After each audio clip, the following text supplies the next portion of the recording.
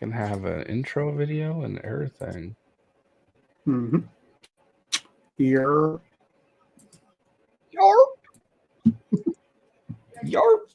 And ladies and gentlemen, we are live. I am JB Taylor. This is Walk Off Sports Talk, and we have a special guest.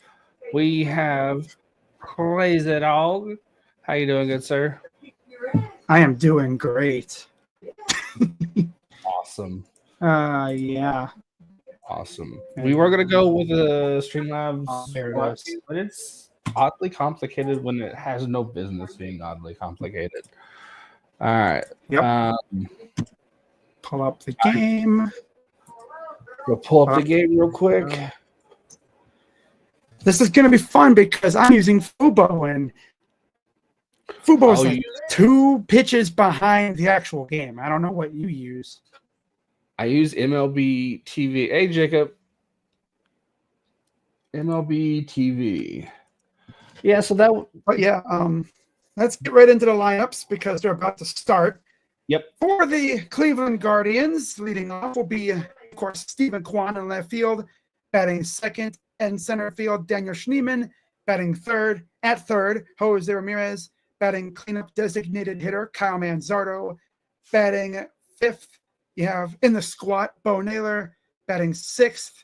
Shortstop, Gabriel Arias, batting seventh. First baseman, CJ Kafis, batting eighth. Right fielder, Nolan Jones, and batting ninth, second baseman, Brian Rocchio. On the mound for the Guardians is Big Rig Gavin Williams. All right. Yes, sir. And there we go. I'm showing Zach Gallen right now on my computer screen.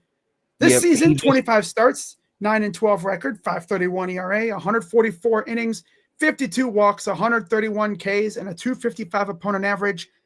In August, he's 2-0 and 3 starts with a 3.18 ERA. Yep. He's starting to get back on track. I just now saw Stephen Kwan for y'all. And yeah, they're showing the defensive they're showing the defensive alignment for the Diamondbacks right now. Okay. I got the first pitch, top left corner. We'll color them pitchers and our own hitters. They're showing the umpires for me. Chris Guccione's the crew chief. David Rackley is at first. Chad Whitson at second. And Edwin Moscoso is at third. Okay. On Gallen's second pitch, he will like I said, foul it off. He'll Quan's gonna foul it off. As soon as we get there, I'll unpause it. That way we're in sync. All right, so 281 average for Stephen Kwan leading off. And here's the first pitch from Gallen. Is a strike inside corner, and we're underway from Chase Field, I believe it's called. So many stadiums be changing names these days. I don't even know. All right, here's the 0-1. The pitch. And he fouls it off. All right. Perfect.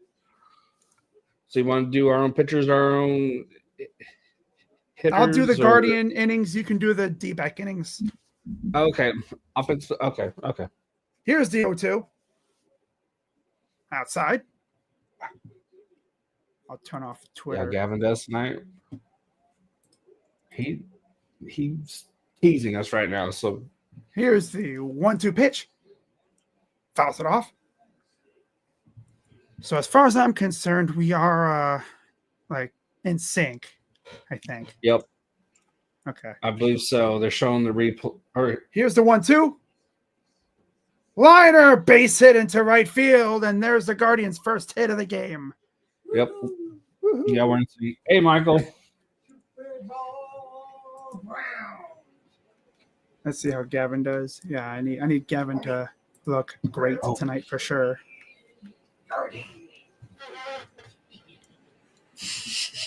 Last couple of games been tough, man. All right, so runner on first. Here's Daniel Schneemann, 228 average. The man of Schnee. Of course, for those who didn't know, Daniel Schneemann is actually a Mormon. So Guardians fans have been calling him the Mormon something. I call him the mighty mashing Mormon. Yeah. Hey, Daniel. Happy Monday. Hey, Ben. Hey, Michael. Hey, Jacob. Eric. Pitch. Outside. Ball 1.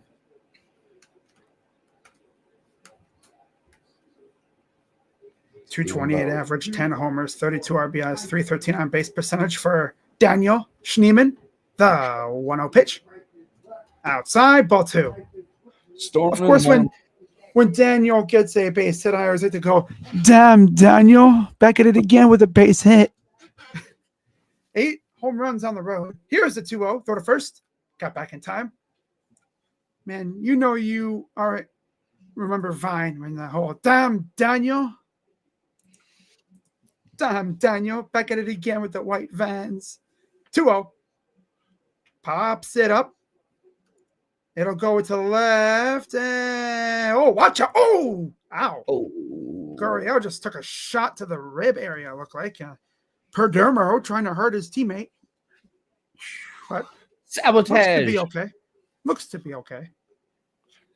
Hey, Nick. Yeah, they just kind of took an elbow to the face almost here, right? Oh, he didn't really get hit. It was like a spooky moment. Here's Jose Ramirez. 1 down, 291 average for Jose. Pitch. Outside, strike.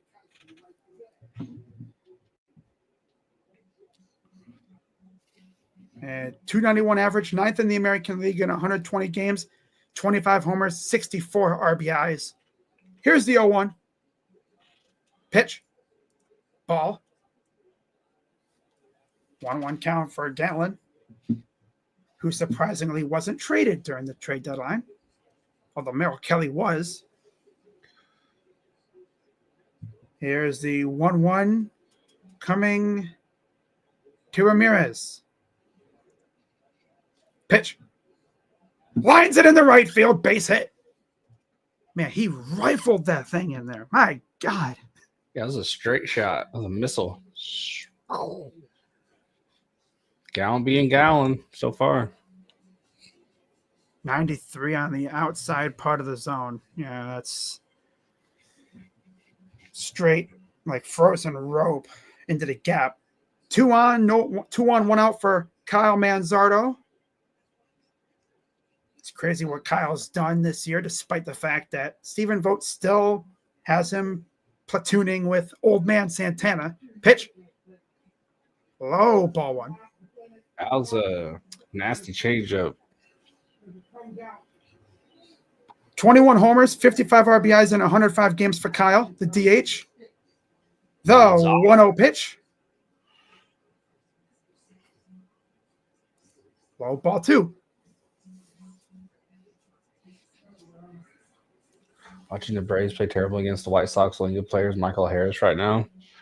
Those are the teams that who you should annihilate that always somehow get the best of you. Here's the 2-0 pitch. Fouls it off his foot. Man, I don't know how these guys be doing that. I'd have just sit there and Peter Griffined it for a while. There's the mascot. Yeah, okay. That's an interesting mascot. All right, so going to take a break here. Fool with the rosin bag. Here's the 2-1 coming to Kyle Manzardo. The 2-1 from Gallon. Checks the runner. Double checks the runner. Triple checks the runner. Pitch. Oh, steps off. Goes. Looks back. Quan. Man, he did the triple check. Man, damn. It's like he's trying to get a fly off his. He's like, looks like SpongeBob doing the 1, 2. Now perfect thrust. Woo! Oh, I thought he was gonna. He fouls it off.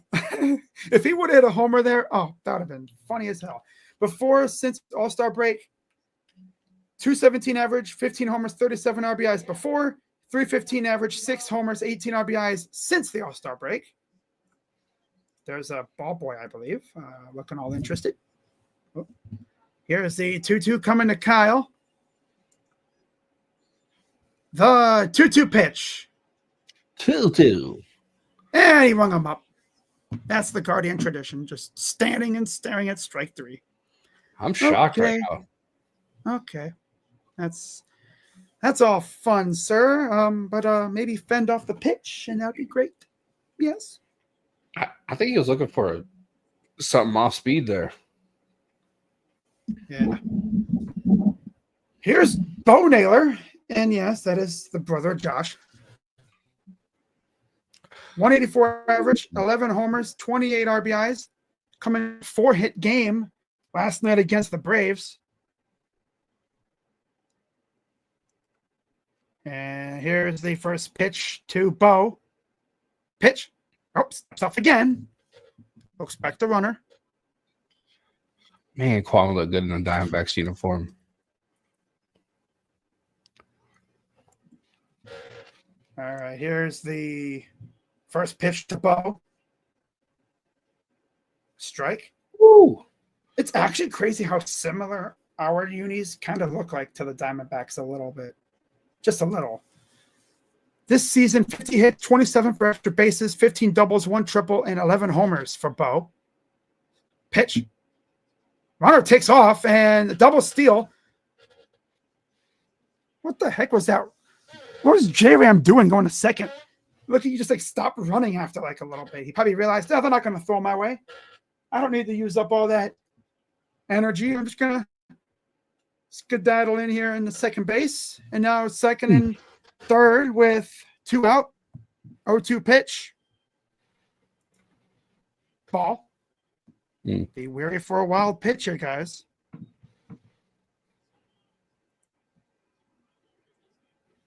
That was Quan's 14th and Jose's 36th stolen base of the year. Damn. 279 career stolen bases for J-Ram. Still a ways behind Kenny Lofton. Pitch. But he's actually tied for second now. So 2-2 count.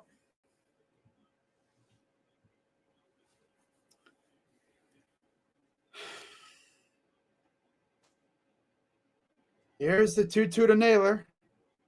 Pitch. Grounder to third. Fielded cleanly, throws over, and that's it for the first inning. All right.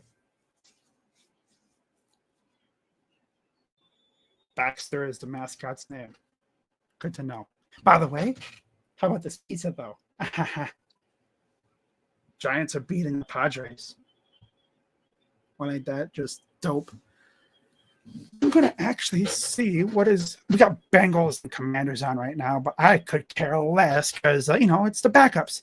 Let's watch the Reds and Angels. Let's see what's popping over there. Ooh.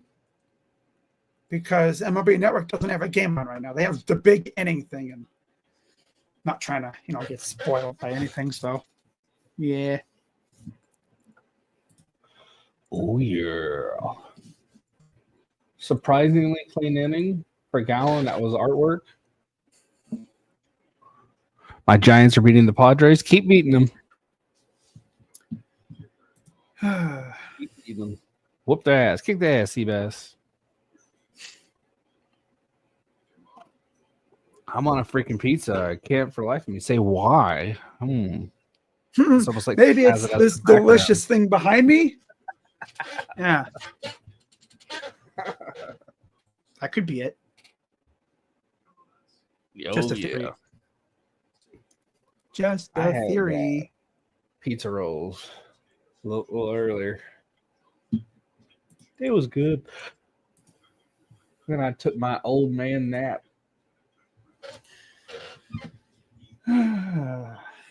We are coming back. Geraldo Perdomo will lead off. Here's Gavin Williams, 24 starts, 7-4, 3.38 ERA, 128 innings, 67 walks, 127 Ks, and a 215 opponent average.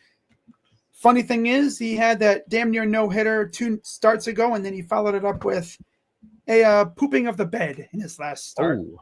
He kind of sucked. Never Bad. want to shit the bed. Nope. All right. First pitch to Perdomo. In and at the corner. Perdomo, all he can do is take it. That was a good pitch. Good location. 286, 13 home runs, 79 RBIs for Perdomo. Clear-cut best shortstop right now, in my opinion. Statistically, for sure. 0-1 count. Nice breaking ball. Catches the corner, or catches the black on the outside. Here's the 0-2. Ooh, ring him Oh, up. got him. That That was a nasty one. It started out right in juicy pitch zone, and it was like, whoop, tricked you. So Just the bottom just fell out.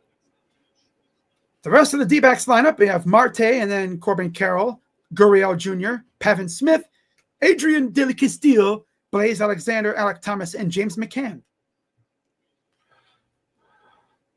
yeah. Locklear getting a day off. Pavin Smith in there. First pitch out of the zone and away.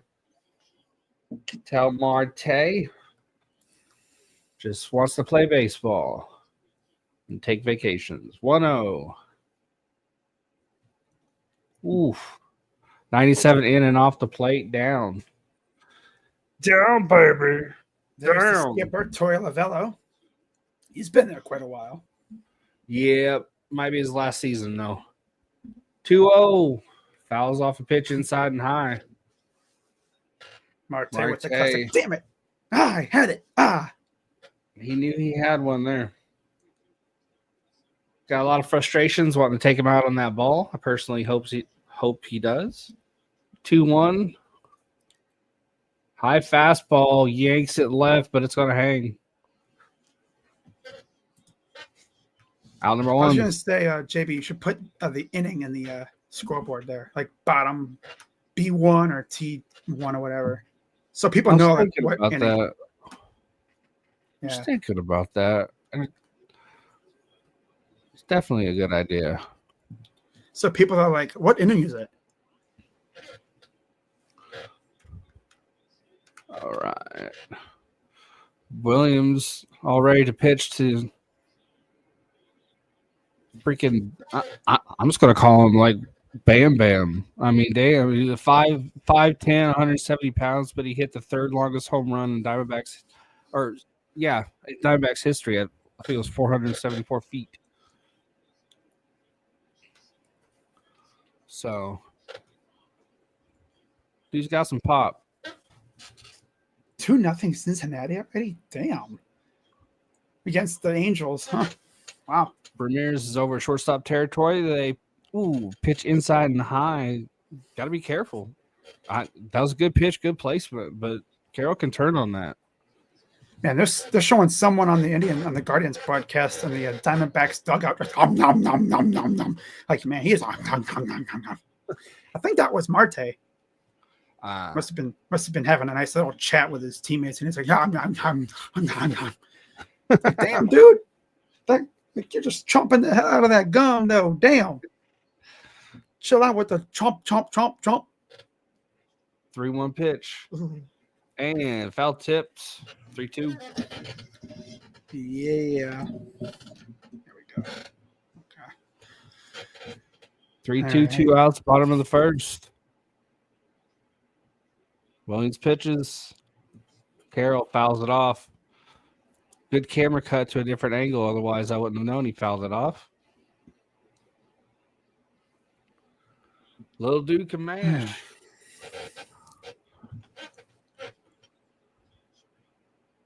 Little dude can mash. Looks like the Angels has hit a gapper into the right field corner. Woo. Damn. 3-2, 2 outs. Marte is on the bench chewing. Yeah, that's what they were showing. That's what they were just showing on the Guardians broadcast. Carroll's 3-2. Here's the pitch. And fouls it off. I always love the sweaty try-hard at-bats. No matter what you throw, dude just fouls it off. Yep. 3-2, 2 outs. Williams is at 14 pitches. Get those pitches up. Foul another one off. Here's the 3-2. And fouled it. Turned on a Foul. little late. Damn. Bad pitch placement. Fouled it off. Snakes on a plane. D-backs deadline deals. Naylor, gone. Suarez, gone. Grichuk, gone. Miller, gone. Montgomery, gone. Here's the 3-2. And that one was crushed. But wow, that's a big league foul ball. Man, I thought he had that. Merrill Kelly, gone. 9. JB Taylor's sanity, gone. Oh, yeah. It's like, why no Gallon? 3-2. Oh, he walked him. Damn it. And trying to paint him on the corner. And he didn't get the hoo-ha from the umpire. That was... I know he was waiting on it, but close. Just a hair on the outside. I wonder what the robot ump called that, because that was damn close. Gurriel, 16 home runs, steps up the bat. 1 guy on, 2 outs. Come here then. Carroll Danson at first and hits him.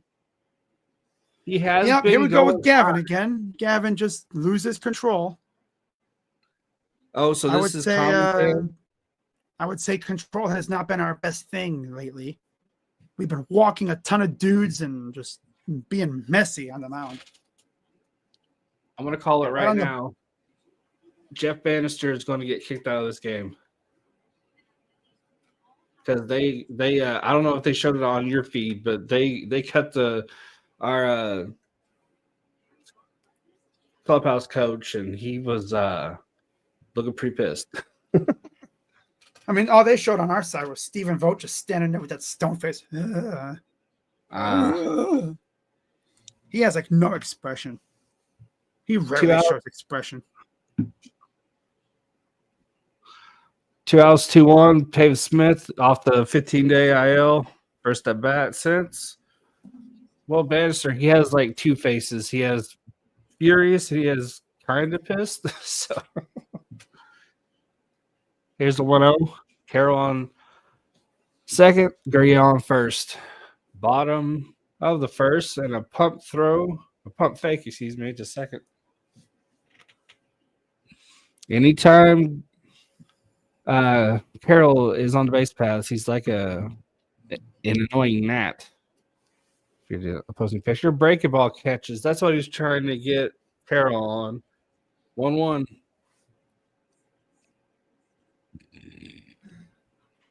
1-1, 2 outs, 2-1. 20 pitch inning so far.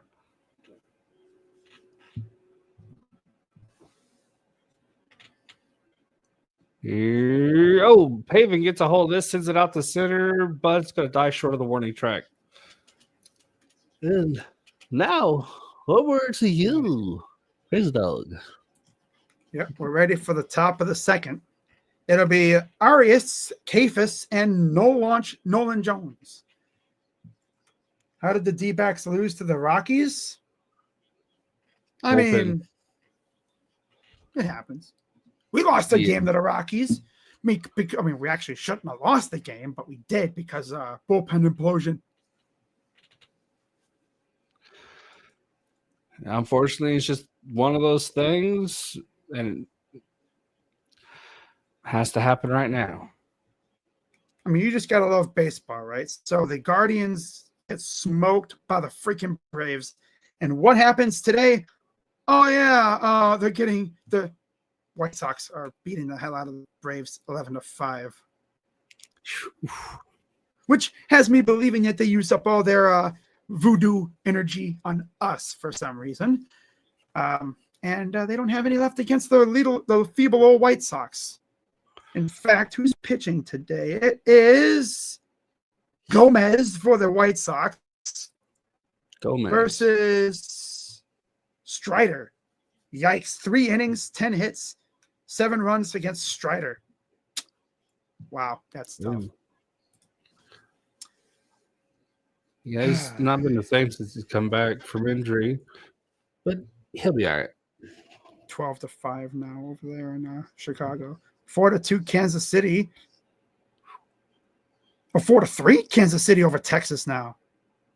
Nice. Rockies and Dodgers tied at 2, top 6. 4-0 Giants. That's one of the reasons I love it so much. Detroit really won 10-0 today. Holy crap, dude. Yeah. What the hell? Pitcher Houston got me like 30 points. Damn. All right, here's the first pitch to Arias. Outside ball. I'll be right back. All right. Oh, Eric Getty was on the mound. No wonder. Here's the 1-0. Inside ball 2. Arias, 230 average on the year. 9 homers, 45 RBIs, 286 on base in 97 games. The 2-0. Ball 3. Okay, that's an ump discretion pitch. That was by far a strike according to ABS, but hey, I'll take it. I'll take it. 3-0. Popped him up. And in usual Guardian fashion, he pops up and there's out number 1 on a 3-0 pitch. Out by the Red Menace. 3-0 pitch, and this loser is freaking swinging. Oh, Gabe, this is why no one will like you. Here's CJ Kafis in 14 games, 209 average, 1 homer, 6 RBIs, 277 on base percentage. First pitch, inside ball 1.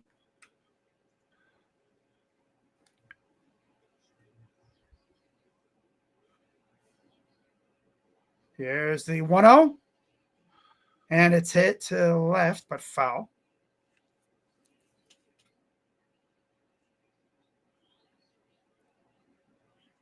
Guardians fans have been waiting for Kafis to come up. Finally got the chance. Here's the 1-1 pitch. Outside, ball 2. Damn. Just missed. I don't know if you were here, but this umpire called it a strike a ball just a few seconds ago to Arias. Oh, that one on the inside corner. Here's the 2-1. And he absolutely destroys this one. Right field, and it is gone. 1-0 Cleveland Guardians.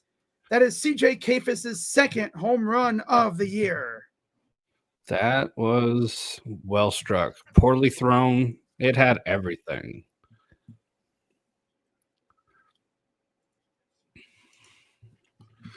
And I was actually going to call this one because I've said this on my stream. I actually had to go do something in another room in his first home run. So, yeah, technically, I have now streamed, both of his home runs.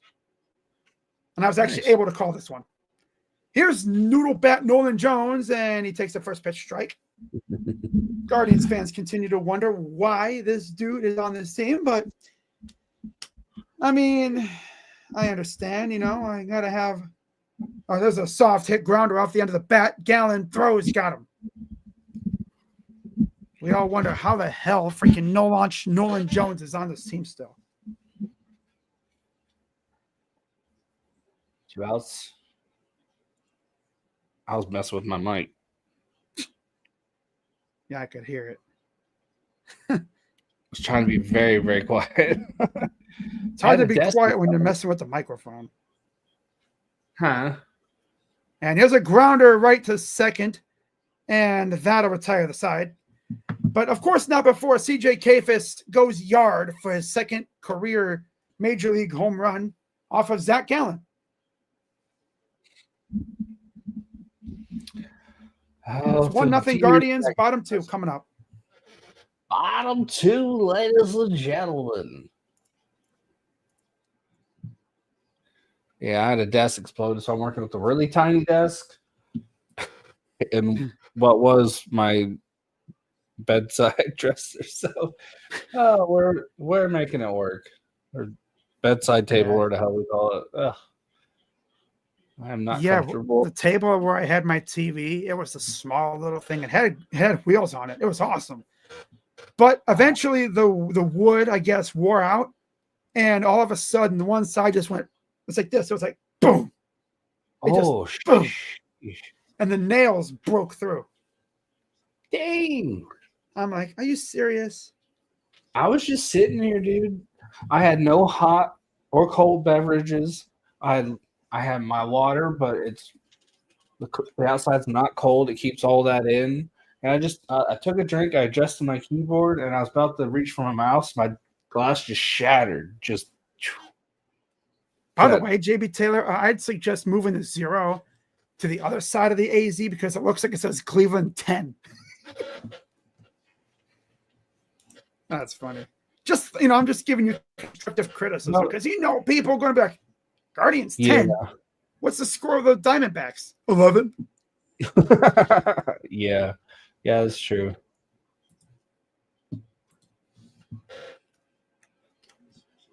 Yeah. Kind of makes me want to do it anyway, just to mess with them, but just that would just be annoying for me. Yeah. Just a troll.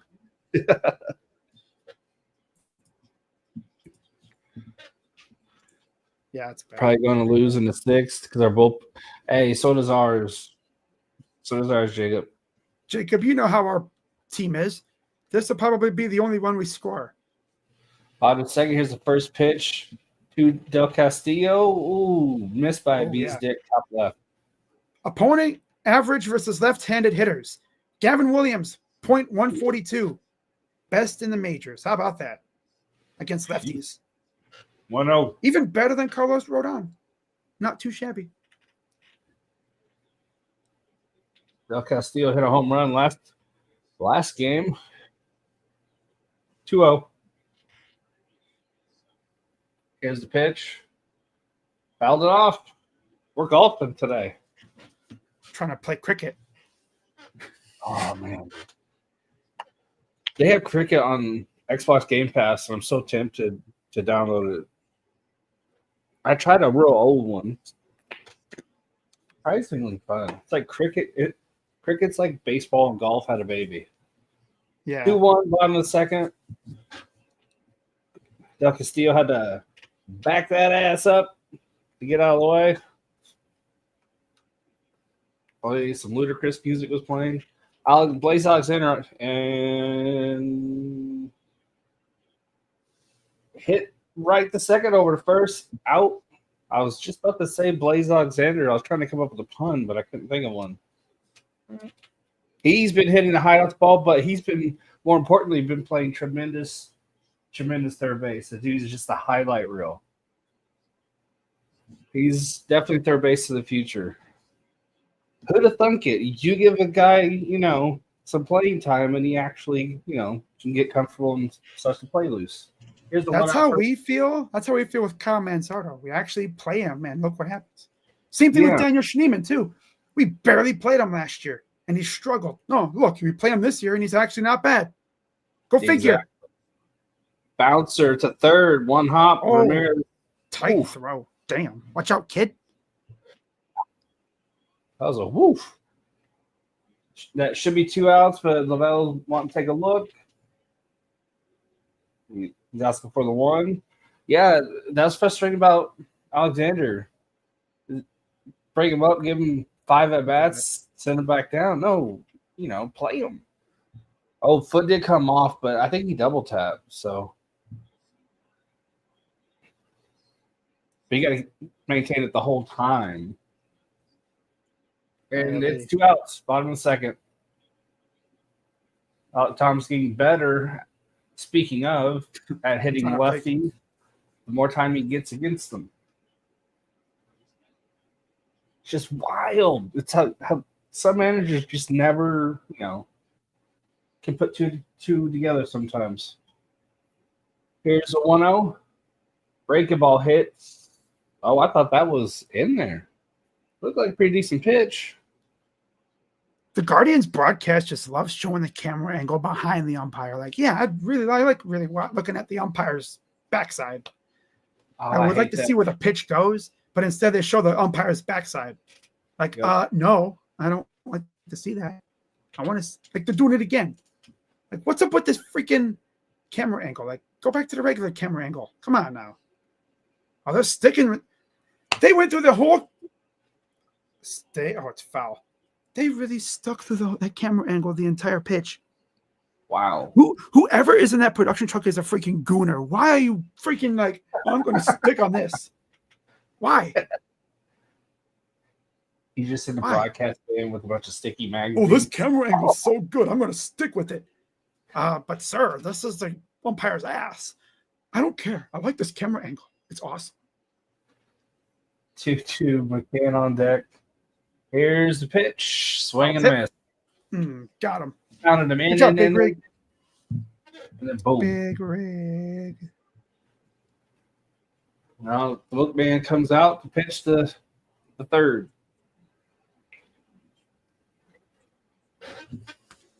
I don't know how that nickname ever caught on.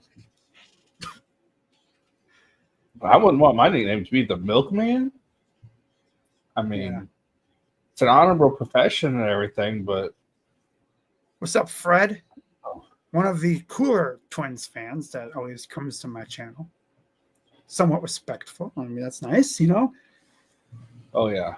Me and him always have a good conversation. Of course, he's kind of down bad right now because the Twins practically sold off everything. And then to make matters worse, oh yeah, the Pollads aren't going anywhere. That's just tough.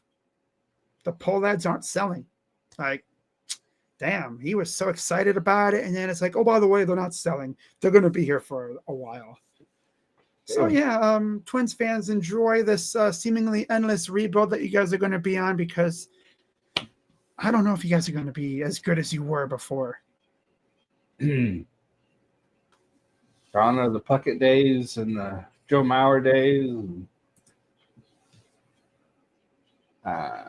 what was it, Santana? We're going to the top of the third, JB Taylor. Got to get back in the groove of. You got to get in the groove of changing the inning. It still says T2. I changed. I didn't hit. Oh, you didn't hit the thing. Yeah, I didn't hit it. Oh, I'm a dummy. Oh my goodness. I'm like, wait, it's not the top of the second. That's when CJ hit the home run. There you go. Top of the third coming up. Yes.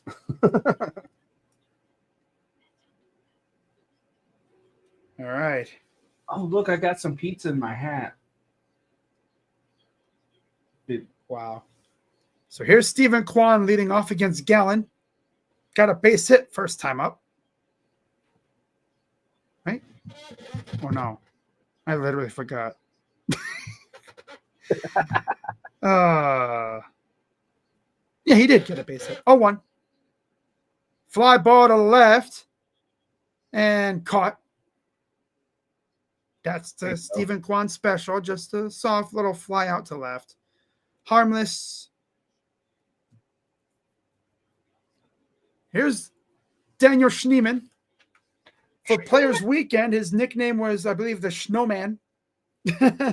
Cool. Yes, some people last names on your team. Outside. Ball one.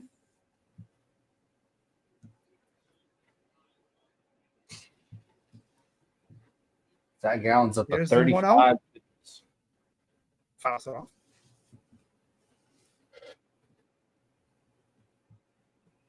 Well. 1-1 pitch coming up here. Pitch. Fouls it off.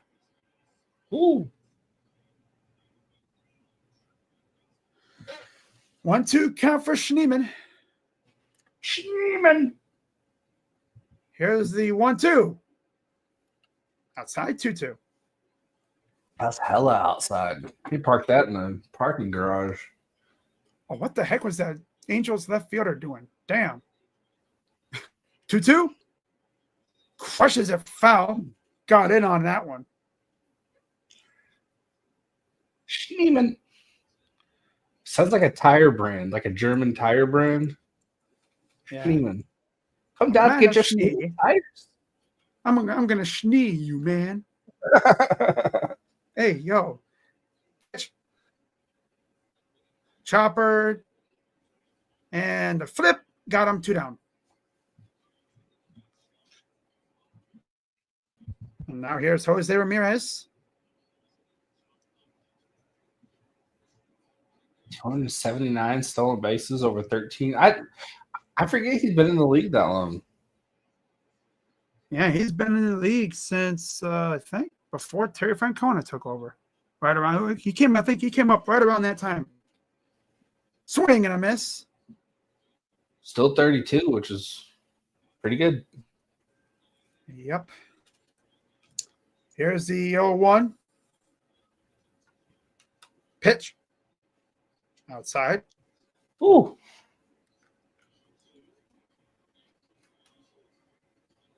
A single and then a stolen base. Here's the 1-1.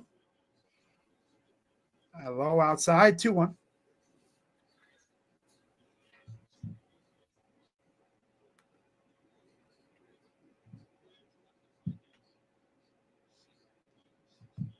One, 2 outs, top of the third. 43 pitches per gallon. 2-1. Fouls it off. 2-2. Till 2. Oh, boy. Oh. There's Gavin looking on. 2-2. High fly ball. Right field. Shy of the track. Almost into the corner. And easily caught for out number 3. So JB Taylor will take over for the bottom of the third. Man, that was I honestly think that was a bad pitch because he was only late on it. I mean, got lucky there. Yeah. Yeah, Fred, that is true. At least you have the Vikings and T-Wolves. That's good for you. We got a Richardson and Danny Dimes competition. Actually, I think it's going to be Richardson. And I will say, I like AR's new release. It's quick. It's decisive. It's like a little Cobra Strike. Yeah, I see the Colts signed was it Xavier Howard today?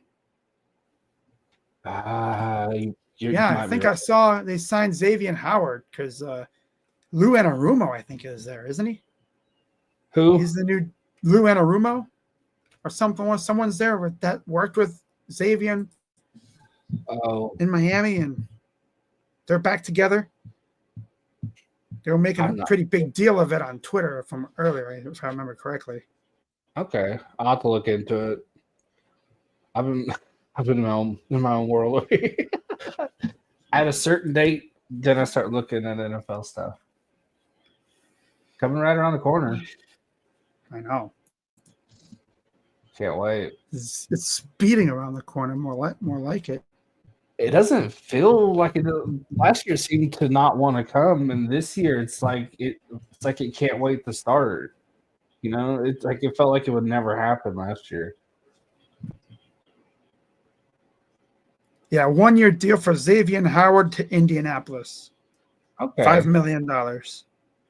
Safety, right? Well, corner, yeah, but he can play a little safety, I think. Okay.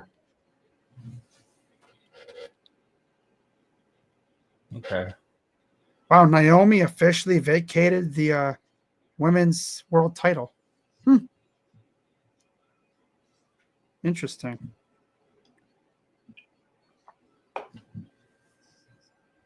Oh, okay. All right, we have one out here in the first. Okay. Geraldo Perdomo. Sponsored by Blue Moon, which I can't have anymore. Post All-Star break. NL batting leaders: Michael Harris, Perdomo, Xavier Edwards, and Luis Arias. Minimum of 100 bats. Geraldo Perdomo is 356. Here's the pitch. Oh, so yeah.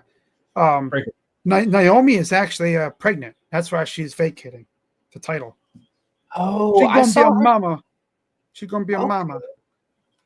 I saw her and one of the guys being interviewed by someone, but I had the sound off, so that must be what it was about. 1-1. Someone on Twitter was like, Big Jim, in fact, did not proceed with caution. Bottom of third, 1-1 count. Batting is Perdomo. Here's the 1-1. Bouncer in the dirt, 2-1. Bouncer. Oh my God. Wow. Perdomo averages by month 344 in August, 322 in July, 214. Then the graph goes away. I love when they do that. Yeah. 2-1. Fastball. Getting a lot of heaters today. That one fouled off. A lot of heaters. 2-2. Probably turn another line on. Here's a 2-2. He's setting him up, trying to knock him down. Someone on Twitter was like, 5 letters. 1 word. Skeet.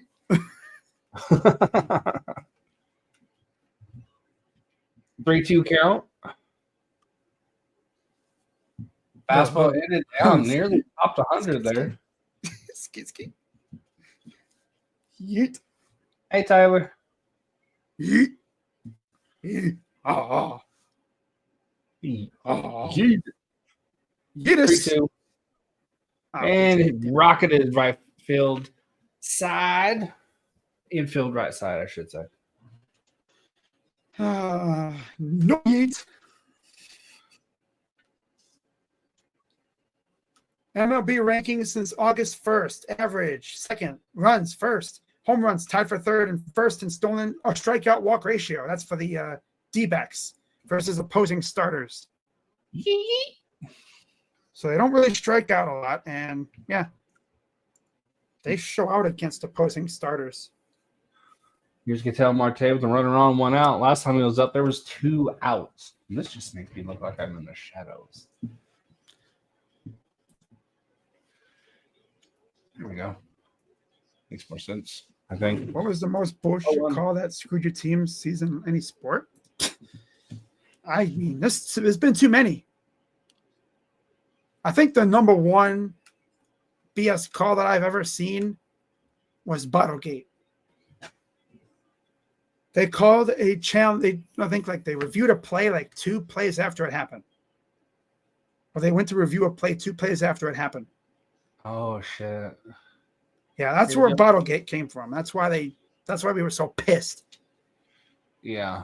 Something happened, and they already ran another play, but the refs are like, no, we're going to review the play before that one. It's like, no, you can't. Hello. Yeah. Here's the 1-2. And now here's Gavin Williams just refusing to go outside, try to throw a ball in the zone. He's trying to dig a hole to China. Yeah. Throwing him a lot of He's balls. trying to play cricket.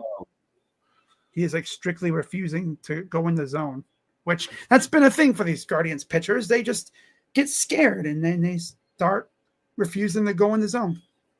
2-2. As a kind of a frustration swing there a little bit for Marte. That was like 800 feet out of the strike zone. Yeah.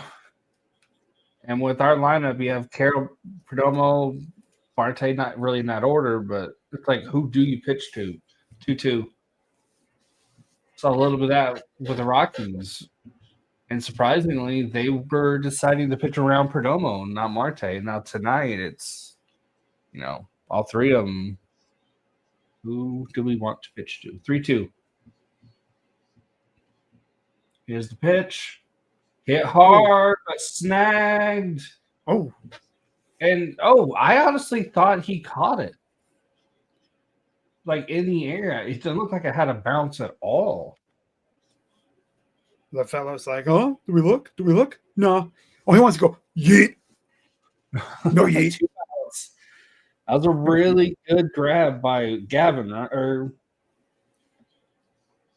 Rochico. Is that how you say his name? Rocha. Falling backwards. Was able to make the snag. Well, on his knees, was able to make the snag, but the throw to second was as he was falling backwards. So that was pretty cool. Here's Corbin Carroll with 1 on, 2 outs. Fastball in. Arias got the nice hair going. Kind of like a longish, down to the neck area. Oh, wait. 2 outs, 1-0 count. Middle high fastball. Must not have been a check swing 1-1 because that was about a third of the ball off the zone. 1-1, 2 outs, 1 on. Breaking ball, well struck. Will it hang? Oh, nice catch by the man of Schnee. Damn, Daniel, back at it again with the glove. There was a surprise late dive by that ball, and he had to readjust on the fly. And he did a great job. Palmed it too. Not even in the webbing. What's up, Tyler? Krazy Dawg.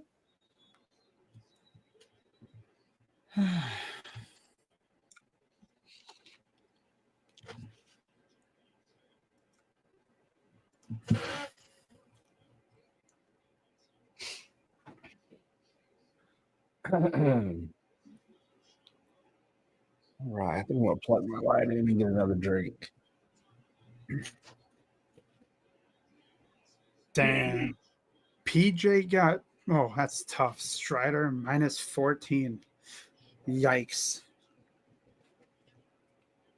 That's tough. Man, that's just, hate to see that. But then he has Sosa and Harris for 10 apiece, of course. Sheesh.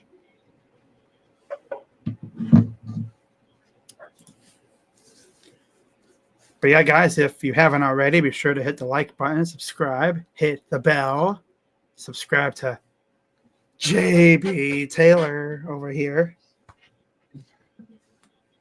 I'm live every 3.5 months. Yeah, he'll get something going. He'll be live almost every week for football or whatever, and then just unceremoniously out of nowhere, he'll just vanish without a trace. Back on April 20th. Oh, Ben Lively. Wow. Okay, I remember that. Got a lot of streams upcoming, though. Okay. And my hat is a pizza. Oh, my God. It's Ben Lively. Wow, I haven't seen Ben in like 2 months since he had to visit with Mr. Tommy John. Here's the first pitch, and that's taken for a strike. God, it's been so long since we've seen Ben. Uncle Ben. Pitch. Swing and a miss. I was actually starting to wonder what happened to Ben Lively. I mean, I know he's been dealing with, rehab, but haven't really seen him in the dugout. Probably hanging out at home in Arizona or something. Here's the pitch from Gallen. Low ball. Good job by Kyle not to bite on that pitch. 10 weeks post-op from Tommy John, completing rehab progression at Arizona Academy. He was 22 with a 3.22 ERA and 9 starts. Pitch. Liner to, nice snag by the second baseman. Throws him out. That's a good play off the hop. Marte. Dodgers in Colorado. Wow. Dodgers, Colorado tied at 3. Oh, wow. Yamamoto on the mound for the Doyers. Here's Bo Naylor. Pitch. Boom. Lines it to left, but foul. Off the netting, it looks like. Oh, Ezekiel Tovar hit a homer for the Rockies. Okay, that's cool. Pitch. Fouls it off again. Bo Naylor is that kind of player that makes no sense because he hits homers, but then that's pretty much all he does. he's like either he hits a homer or he'll strike out with an occasional good base hit here and there. Pitch. Liner, foul. He's got a good swing and everything. He's just, oh my God, what the heck? Why are they comparing this dude here? What the heck? Okay, interesting. Pitch. Got underneath this one. Should be easy, and yep, it is. 2 down. Get a corn. Like I said, Jacob, this is that one run is probably all we're going to score. This team has a knack for getting 1 or 2 runs and then just sitting on it.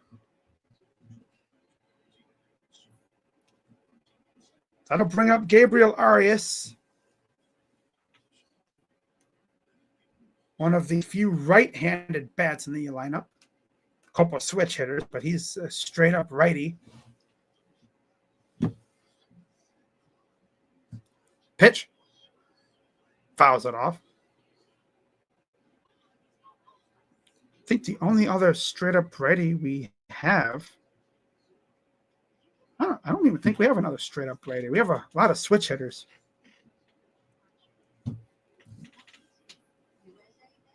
Pitch.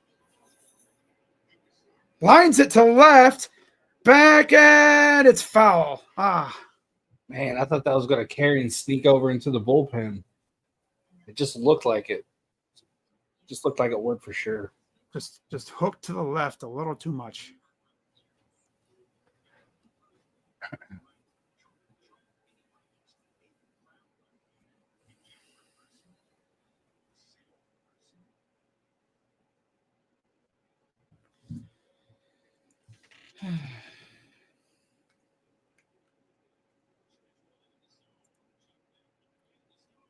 One ball, 2 strikes.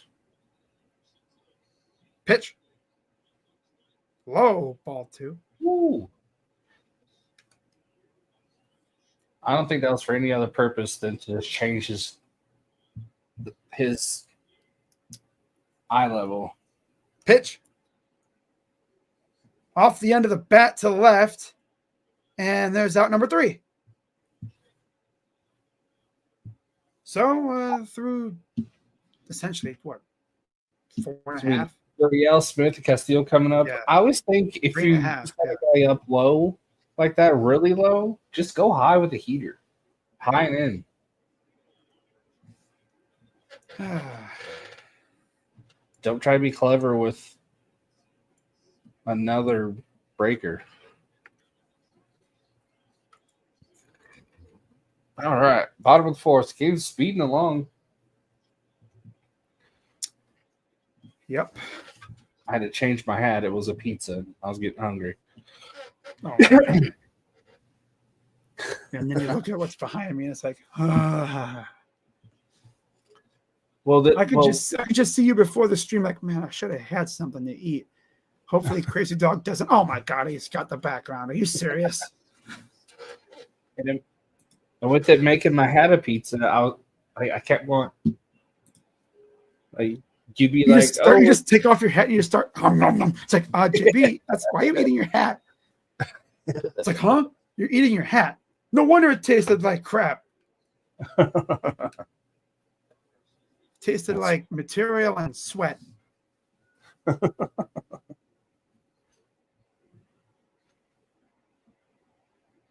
That's awesome. We're in a commercial break right now. It'll be ADC, Gurriel, and Perdomo. No, it'll be Gurriel, ADC, then Perdomo.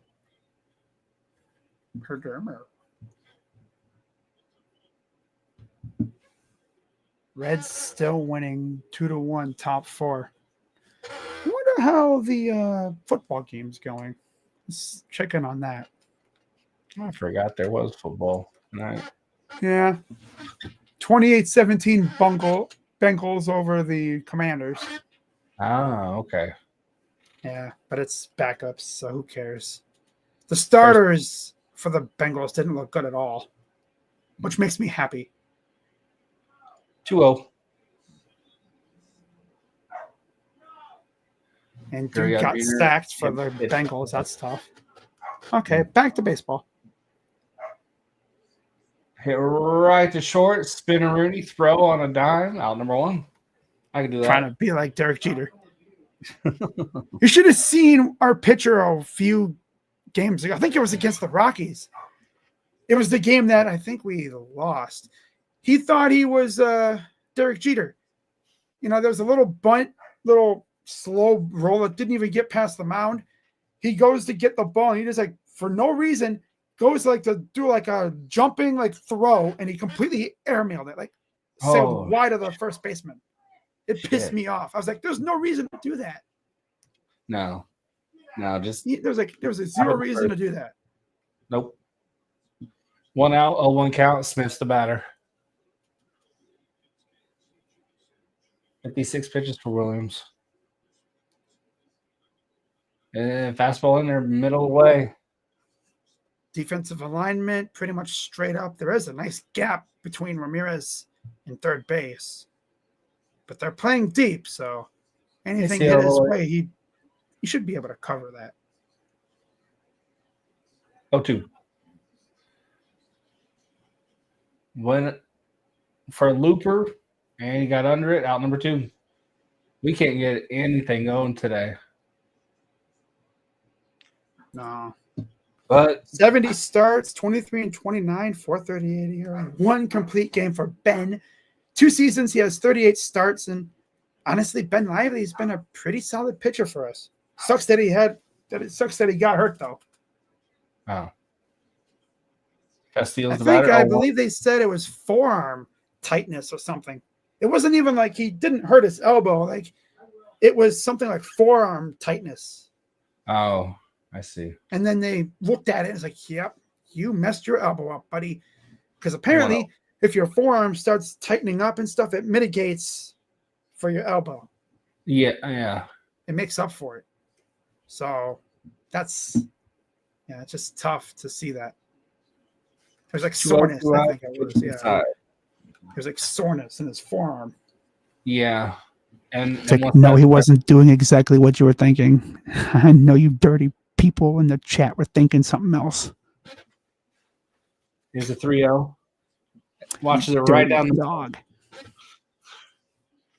ACL away. Jacob, it starts on the 4th of next month, so it's not that far away at all. Swing and a miss, 3-2. Yeah, it's crazy because we have this week, final week of preseason. Then you have the off week, and then you get week 1.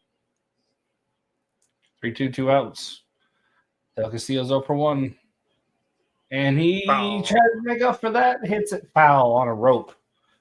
Oh, that guy in the blue cutoff, it bounced off it. He went right and bounced right back to him. He didn't have to move at all. That's a lucky foul ball. Hey, Arturo. Here's the 3-2. And Sky's the foul. Naomi. There you go. Future wrestler, Bruin. In the old crock pot. Another Uso. The bloodline never ends. 3-2, 2 outs, bottom of the 4th. But this is another branch of the bloodline.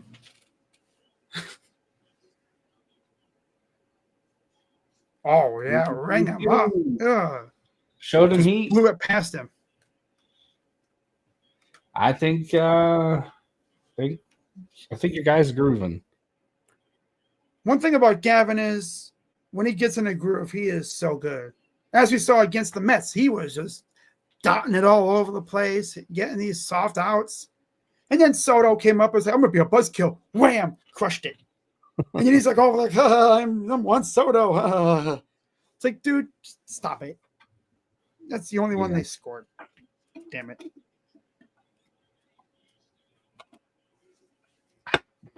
But it's crazy though, because we got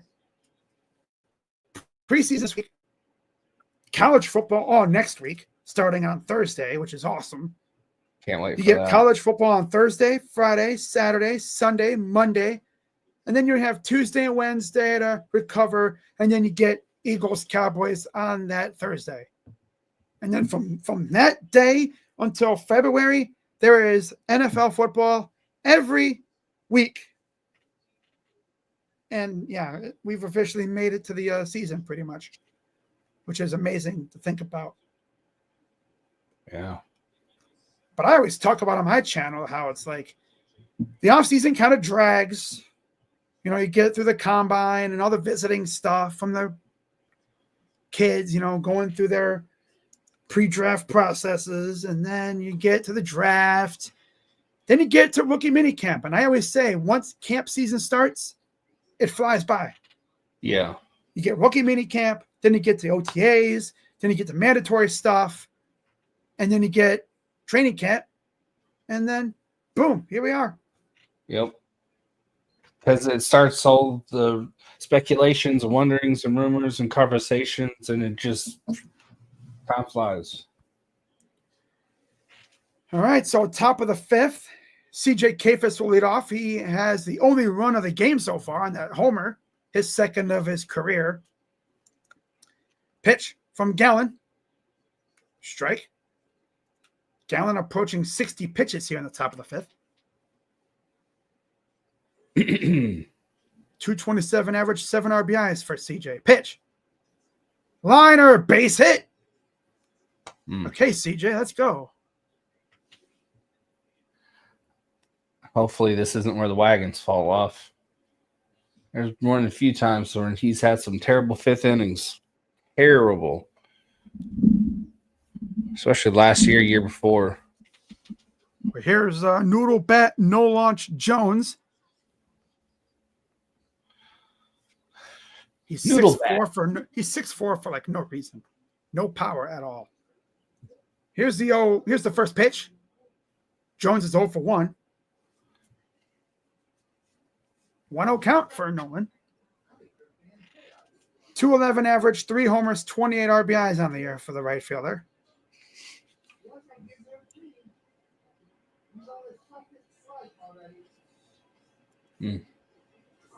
One count, throw to first. Got back in time.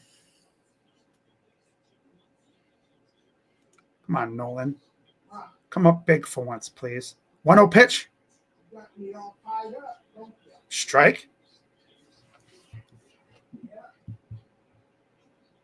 ABS says that was indeed a strike. No reason to show that, but okay.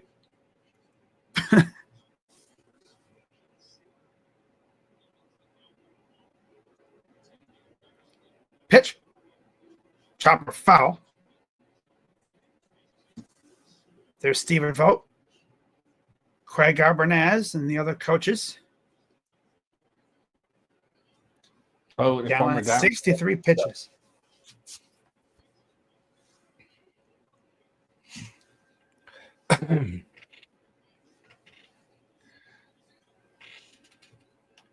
One-two count for Jones, the 8-hitter. Pitch. Up high. Ball. 2-2.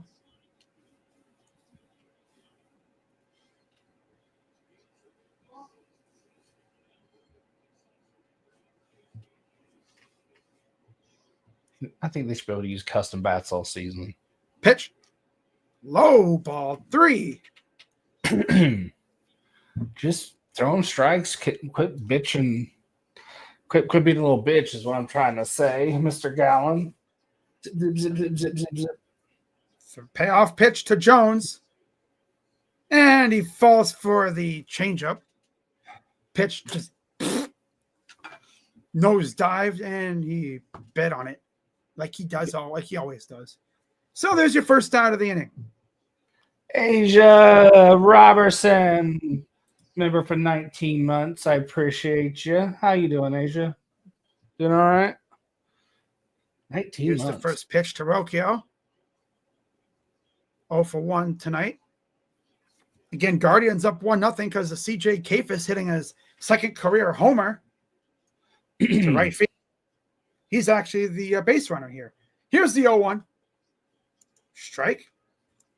Top of the order coming up next. Last 21 games, batting .316, 18 hits, 4 doubles, 368 average with runners in scoring position, batting left-handed. Got to add that in there. 0-2 pitch. Outside. Ball one.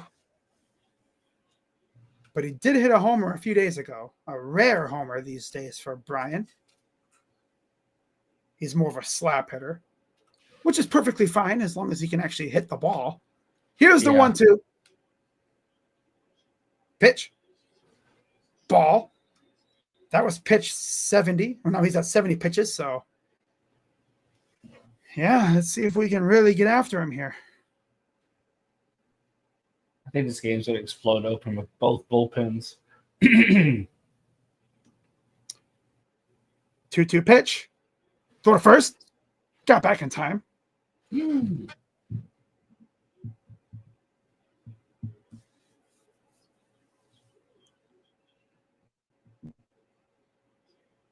I will say that Rocchio has been much better as of late. Here's the 2-2 pitch.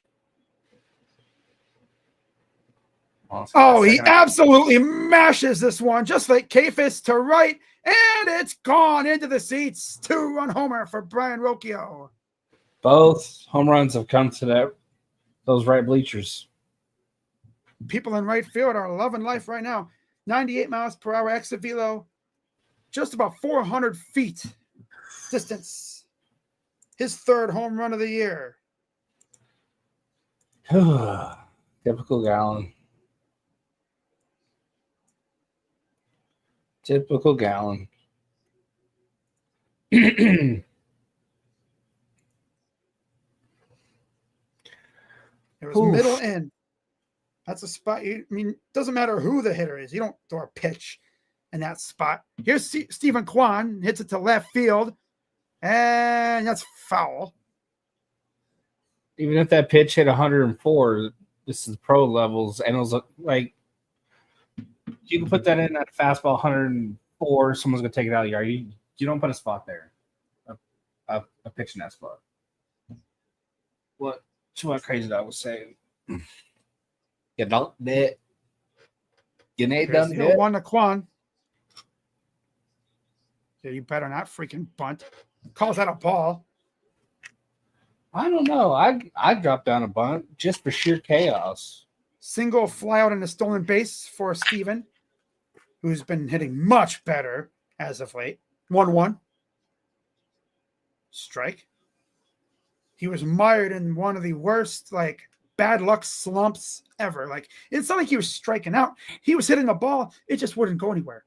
It would always end up in a glove. 1-2. To left, foul. Heck, in the Braves series, I think he had probably at least 80% of our hits, it felt like. There was a game where he had both of our hits the entire game against the Braves. Damn. Here's the 1-2 again, the Kwan. Hits it to center, but it's an atom ball, and it's right at the center fielder for out number 2. See what I mean? That's the slump that he's been in. Yeah. It's like a bad luck slump. He's hitting the ball. It's just not going anywhere. He tries to lift it, and he puts too much on that ball, and that's what happens. Swings is very interesting. He legs part, and then he does that little karate kick. Pitch. Did he go? Yes, he did. Daniel Schneemann, 0 for 2. Schneemann. The man of Schnee, the snowman, which is ironic. It's weird. Snowman in Arizona. 0-1. Did he offer? No, he did not offer at that one. Or he did? Wow. It says he did. Okay, well, 0-2 then. I think it hit off his bat. Must have been a foul ball. Okay, well. 0-2 pitch to Schneemann. Chopper, foul. Long at bat here is exactly what you want. If you're the Guardians, Gallon's already given up 3 runs. Get his pitch count up. Get to that. Here's the 80th pitch. 0-2. Outside. He's at 80 pitches now. Things are going to get worse, guys. Here's the 1-2. So Swing and a miss, foul tip. And that retires the side. But not before Brian Rocchio takes one to the right field seats. 2-run shot, 3-0 Guards, bottom 5, I believe, coming up. Yep, bottom 5th. Having some tough days. I was missing my mom so much that I wanted to do the impossible. No, don't think about doing that, Asia. Too many people love you for that. yeah. Can't be doing that now. Tough times build a stronger, already tough person.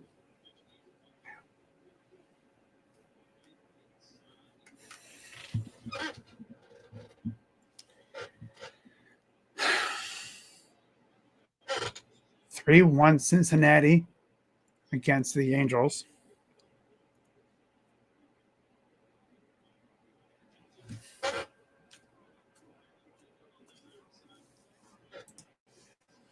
We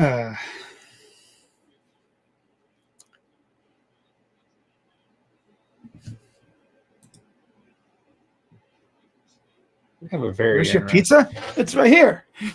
It's right here. Want a slice? I'll try and get you a slice. I don't know if I'd be able to. How do But I just you? figured, I figured that with it being a late night, I wanted to torture and torment anybody who wasn't able to eat yet, especially for the fellas on the West Coast and on that area, because it's only 7 p.m. It's dinner time over there. So, they haven't really eaten yet. So I figured I'd torture them with some pizza. I think Naylor took a little bit off that one. I had to switch hats, Major, because I don't for some reason the green screen's on my side too, so my hat turned into a pizza. And I was just like trying to eat it. Yeah, that was a little check swing. Actually, man, it got Naylor and it got Thomas. And that was the magic bullet there. I think we have proof of how the magic bullet could work. That hit the catcher and the guy on. And oh, you're like a pitch ahead of me because it just showed that happening on my side. Just watch it. It's like ricochet rabbits. I'll pause it. Oh yeah, right off the bat into the face of Naylor. Ouch. And then it goes into the batter's box. Swing and a miss, chased high, 1 out. Oh man. Off the bat, off near the glove, and right in the face. Ugh. In the face. Bottom of the Thank 5th. God he's got that face mask. 1 out. Thomas nearly killed in the batter's box. He steps in. Yeah, you're like a pitch or two ahead of me now. Okay. Alec Thomas is gonna pop up, or he's a foul up a ball. Just let me know when he does that. Well, he just they just showed Alexander striking out. So okay. I don't know what happened. I don't know why I jumped so much. So yes. Yeah, they're showing Thomas taking a little practice hack, walking into the box. Showing his stat line, 0 for 1 with a strikeout. All right, here's the first pitch. Fouls it off. Okay. And then we got the showing Gavin. Okay, 10 on the pitch clock. 9, 8, 7, 6, 5. Here's the pitch from Gavin. That's a ball inside. 1-1. Yep. About half second. I'm a half second behind you now, but I'll take that. That's fine. Are you good with that? It's 1-1, 1 out. Okay. Here's the pitch. Catches the black away and down a little bit. 1-2. How do you guys feel about Papa John's doing the little pepper? Do you eat the pepper or do you throw it away? He struck him out, but I don't eat the pepper. My dad does. He loves the pepper. He loves the pepper. Man, I was watching this freaking video talking about the largest meals on my 600 pound life. This freaking woman, I swear, she had I think like. your mic cut out. Oh, it did? Hang on. It did? Wait, hold up. Can't hear you. Hang on. Not sure what happened there. I think he has muted his mic. It's 1-0, breaker in there, 1-1 count for a strike. Okay, yeah, he has muted it. Krazy Dawg's going to try and figure it out real quick. StreamYard's weird like that sometimes. Breaking pitch, 1-1. They pill the first. Did he go? No, 2-1. McCann is the batter. 2 outs. Bottom of the fifth.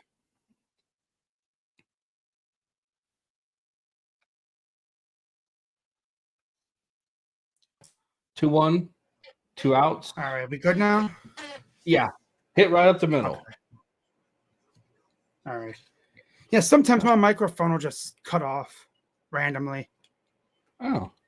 It does that to me on OBS Streamlabs. Like I'll be streaming and then I'll get like a little notification on the bottom that says, "Oh yeah, your microphone is connected, but it's like lost its connection." Huh. Like I'm unmuted, but it's like lost my connection. It's like, what do you mean I've lost connection? It's literally connected to the damn computer. Yeah, I feel that. Perdello's the batter. 2 outs, 1 on. Gavin, Yeah, I get that with my Bluetooth. Had fun. Fastball inside. Am I ahead of you again? No. I think we're like right on tap with each other now. Okay. 1 for 2, single in the third for Perdermer. 1-0. His career high in home runs. He can cut this deficit to 1 this at bat. It's not out to the realm of possibilities anymore. He's the so way his helmet was like this. Boy, 1-1. the littlest things make me laugh. Yeah. Fastball well inside of the plate. Did you let Krazy Dawg beat you? Not by choice, but I honestly think it's going to get worse once Gallen's out of the game. And he's at what, like 90 pitches or something like that? He's right around the same as Gavin. 2-1. But Gavin can definitely go into the 100 pitch range. Oh, I'd love that for Gallen, but this is one of those games where he's too much of a risk. I think Perdomo needs to call time and get the trainer out there and work on whatever's in his eye. Yeah. I don't know if it's bug or contact or it's just one of those weird things. It doesn't matter how you I rub hate it. that when you get the eyelash or a piece of gunk in your eye, like or something. Hate that. If you never find it, it just goes away eventually. 2-2. Hit up the middle, but caught on a line by one of the 2 Guardians to hit a home run against us. All right. Ramirez, Manzardo, and Naylor do up.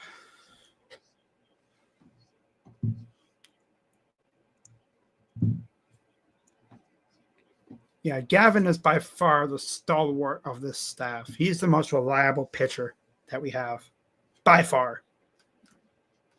Like when I was thinking about what game that we could do together, it was like, okay, I'm going to do this one or the third game, which we might be seeing a debut of one of our top prospects, which would have been cool. But it's like, I'd rather do Gavin because at least with Gavin, there's a chance that you get this kind of stuff and he shoves. With Tanner, I mean, just watch some of my old streams like from earlier this year. I mean, especially the Astros one in Houston. We got him a nice size lead and he blew the damn thing in like 1/2 inning.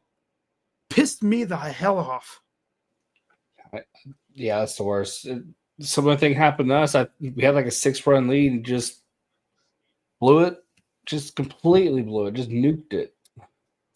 That's been a problem for this team in general, though. Just blowing leads. We had a 4-1 lead against the Braves yesterday. And it's like, okay, I think we got it. But of course, Enel Martinez, who's mainly in center field, they've decided to put him at second base, and he committed a pretty laughable error. It's not like he had to throw the ball clear across the diamond. I mean, he was maybe 40 feet from first base, just a simple little toss over and innings over. No, he throws it a little low, and I think it was Kyle couldn't corral it and ended up scoring a couple runs. So he still had the lead, though. Yeah. Still had the lead, though, and then we blew it the next inning.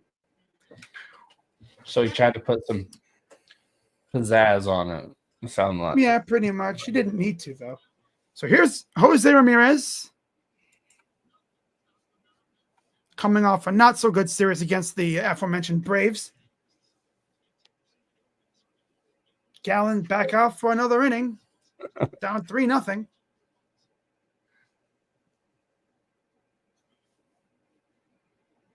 Top 6. 81 pitches for Gallen. Pitch. Up and in.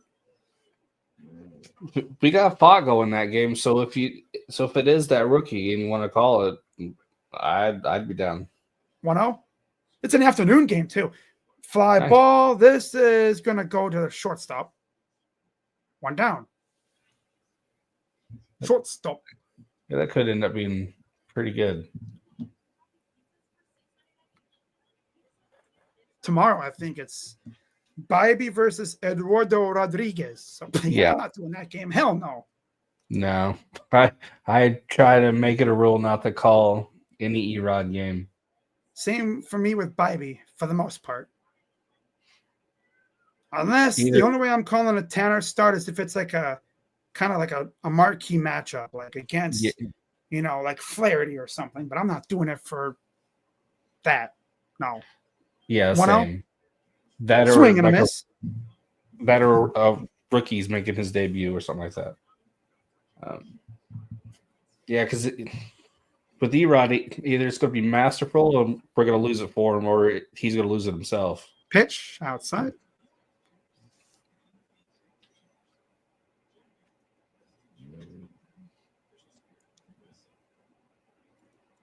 Two, 1 to Manzardo. Chopper foul. Man, if we do this right, this could be Gallen's last inning. Yeah, it probably will be anyway.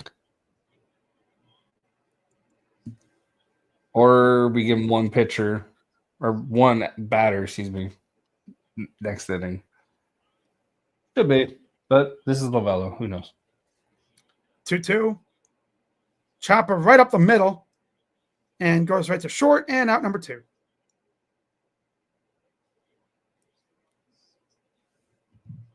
Pitcher going for it, and I know it's reflexes when a pitcher does that, but it always makes me nervous because they're going to miss it, and the guy behind's got to be heads up.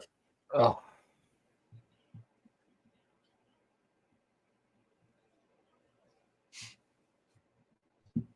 Here's Bo. Pitch is strike. Been a few, though, he's missed for both sides. I'm surprised he called that one. Here's the 0-1. Fouls it off. Yeah, Guardians fans are talking about Jake Fraley, who got DFA'd.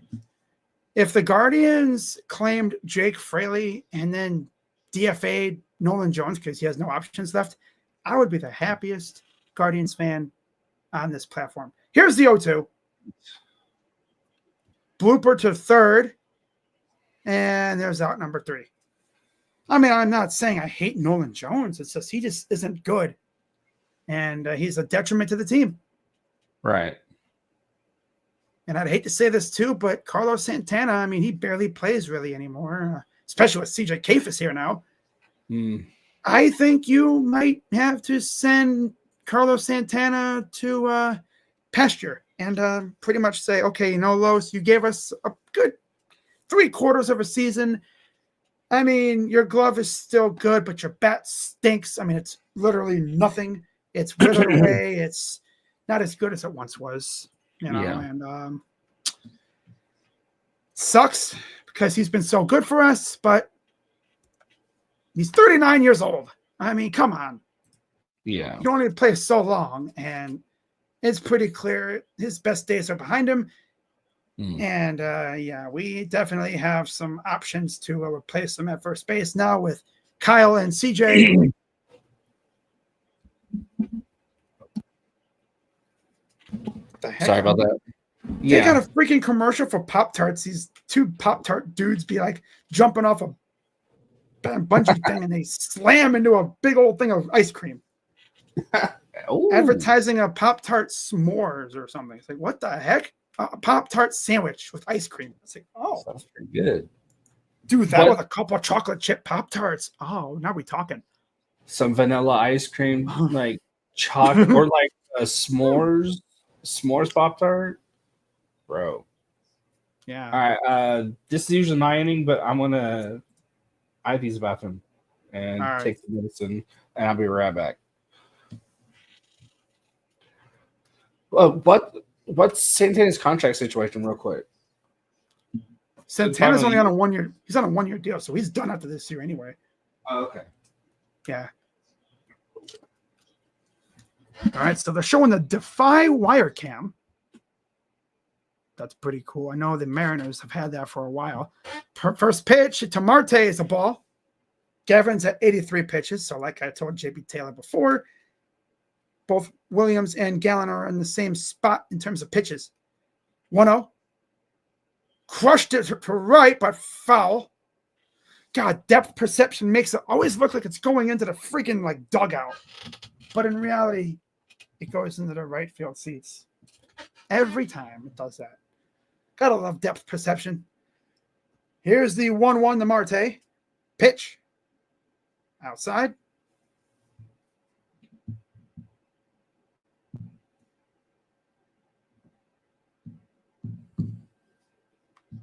Here's the 2-1 to Marte. Fouls it off. For those who are just tuning in, Guardians scored 3 runs on 2 homers, a solo shot from CJ Kafis, and a 2-run shot from Brian Rocchio. 2-2 pitch. Lines it to right, but it's right at Nolan Jones, out number 1. That'll bring up Corbin Carroll. It's the unicorn.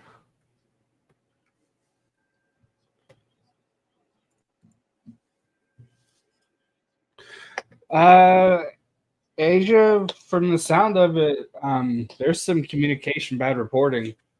Unless here's the pitch to Carroll. Unless the management's sweeping some stuff under the rug. Apparently his house was robbed and he wasn't planning on staying.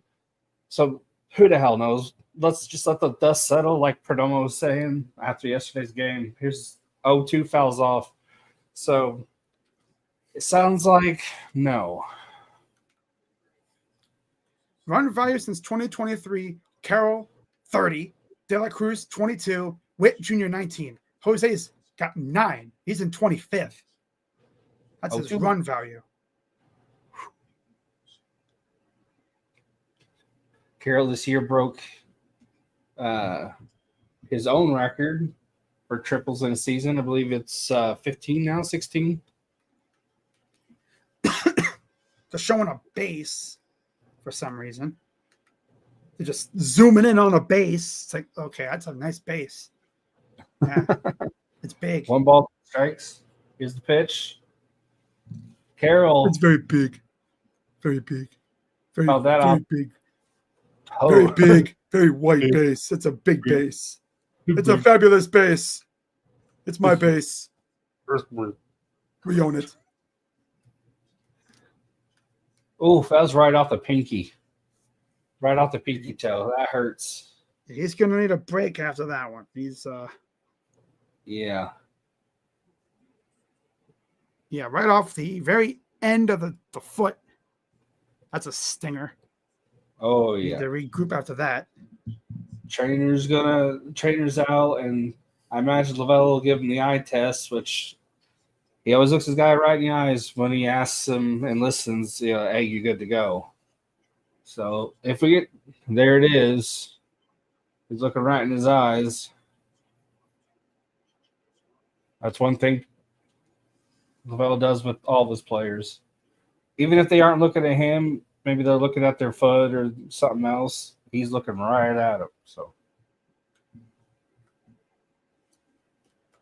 he looks like he's in pain, but he doesn't look bad. Okay. He's good. Yeah, just his face walking away. Okay, he's in the batter's box. Just his face as he was walking away from the manager back to the batter's box, it looked like he'd be all right. Hit a home run, man. Fastball top left.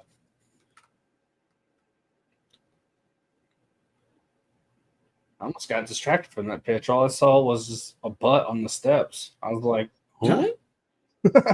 Hey, yo. 2. Here's the pitch. Fastball inside. Oh, no. Oh, Gavin's losing control again.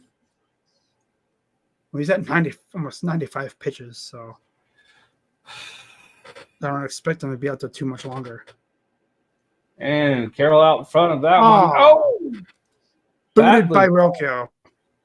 Good old Brian Rocchio. I mean, at least he got it down and for it to stay in front of him, but that should have been a layup. It just hopped off the wrist. That might be an error. Yeah. No, it doesn't say error. Surprisingly. Huh. Okay.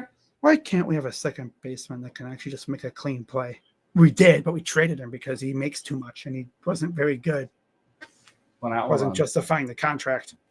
Freaking Andres. We love Andres, but honestly, you look deeper into his contract. He wasn't playing well enough to justify making that much money. Yeah. But he was good, though. I mean, just went on junior, Mr. Pineapple. He's batting. This is also a guy I wouldn't mind keeping around. 0-1 fouled off.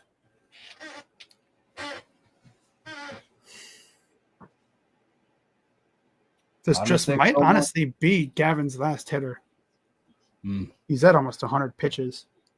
Yeah. But knowing Stephen Vogt, he'll leave him in way too long, and that'll cost us. I know he got a bad break with Carroll, but I mean he didn't look great. Now breaking ball inside and high. 1-1.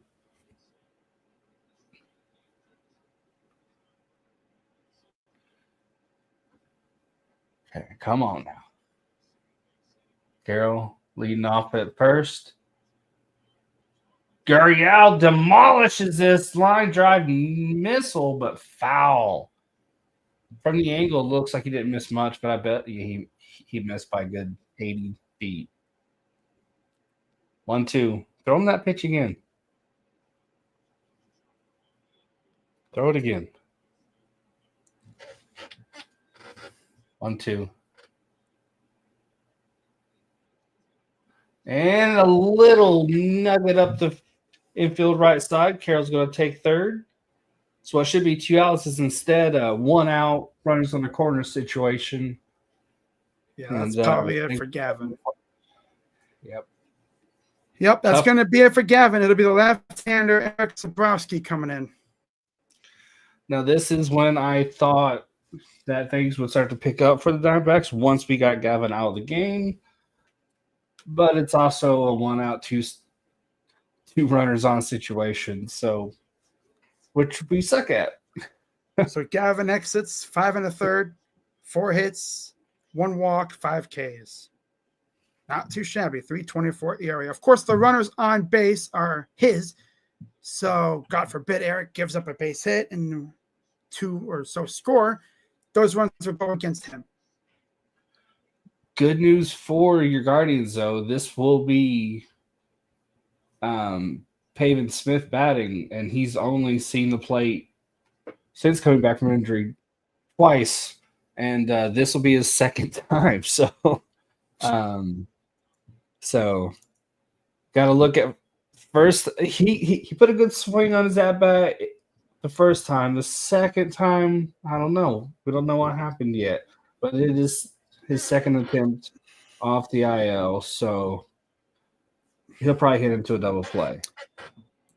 Yeah, I would love that.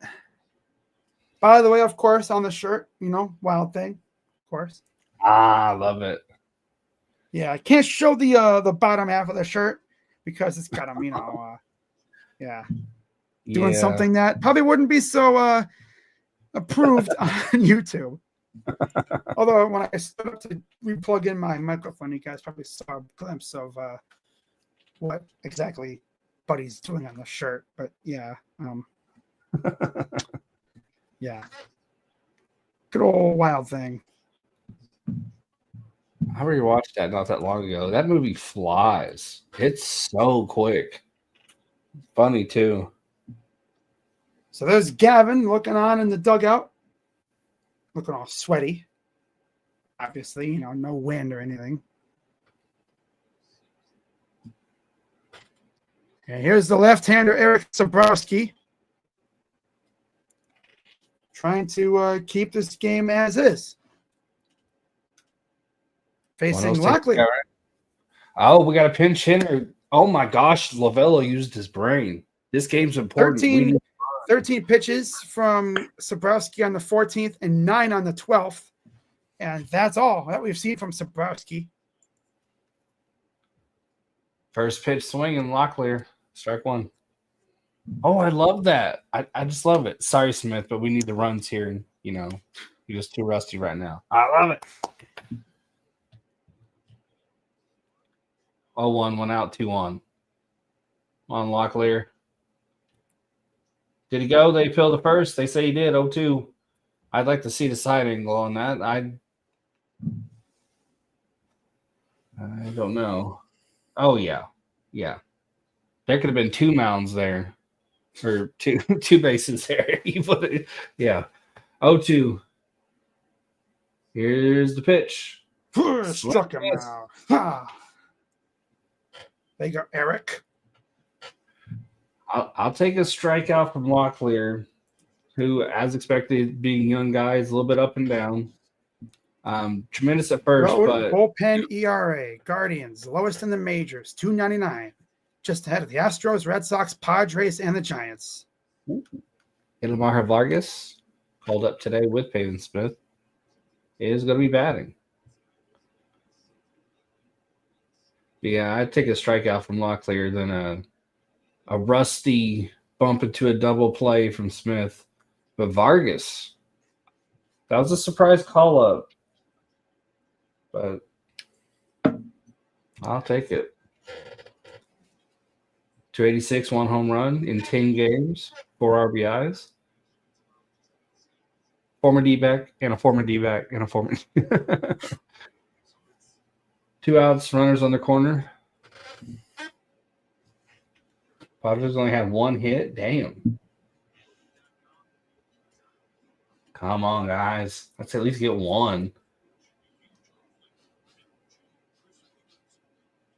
Long look in. Here's the pitch. And a golf swing. Had a pitch middle down. Zabrowski. You guys got cool ass names. Zabrowski. Mm-hmm. There's a look at the from the outfield. 0-1, 2 outs, 2-1. Roof is obviously closed. Here's the 0-1. Gosh, he really melts the clock down. Hit the third. Easy out at second. That's number 3. All right, so that'll close the book on Gavin Williams for the night. So good job by Eric. So yeah, Gavin's final line tonight: 5 1/3, 4 hits, 1 walk, 5 Ks. I'd say that's a vast improvement from what he did last time he was out there, coming off the no-hitter. or damn near no hitter, I should say. So yeah, good game from Gavin. Gallon was meh. Gavin was really good. Gallon, meh. What's up, Egginator? Hey, good sir. Wow, Robbie Ray. Yeah, that I remember we actually faced him last year with the Mariners. And then he got hurt. Yeah. Yeah, then he got hurt. I think it was last year or the year prior he got hurt. And I think Tommy John. Damn.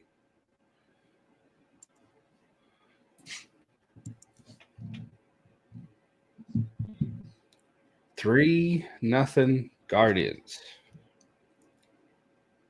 Yeah, looks like Gallon's night's over. It'll be John Curtis, the righty, on the mound. He'll face the lineup of Arias, Kafis, and No Launch Jones. Yeah, another pitcher taken off the scrap heap, plugged into important situations.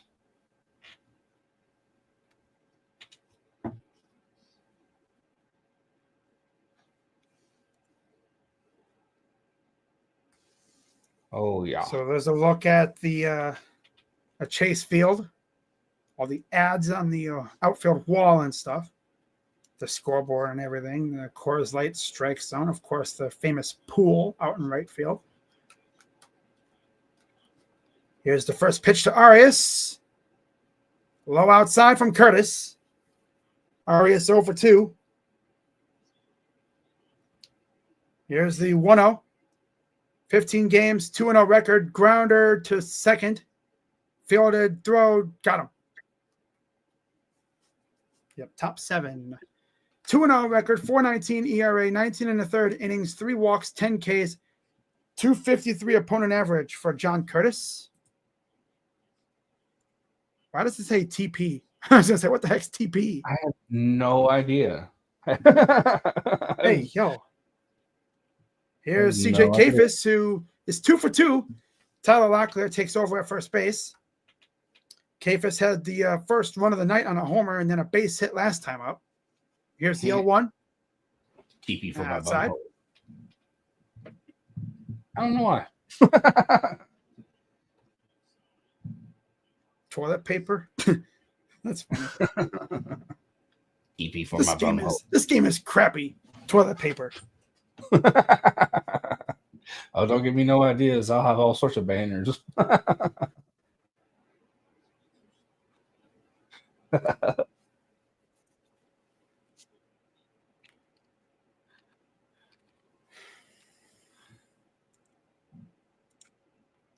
I don't know what's going on here. They have an on-field delay of some sort.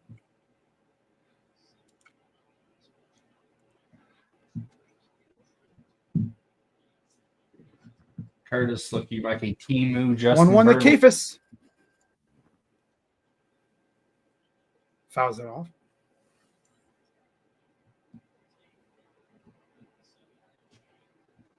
One to 2. Or 1-2 count. Pitch. Liner to left and caught. 2 down.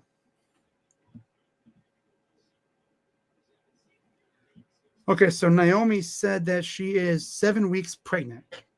Damn. Oh. Nice. So they really had her out here freaking getting involved, cashing in on the championship match just to announce that she's pregnant. Okay, then. Pitch. And Jones to right field. And it's caught by Carroll. See what I mean? He's literally Noodle Bat Nolan. He can crush a ball and it goes barely to the track. Call him Noodle Bat Nolan. That dude has no power.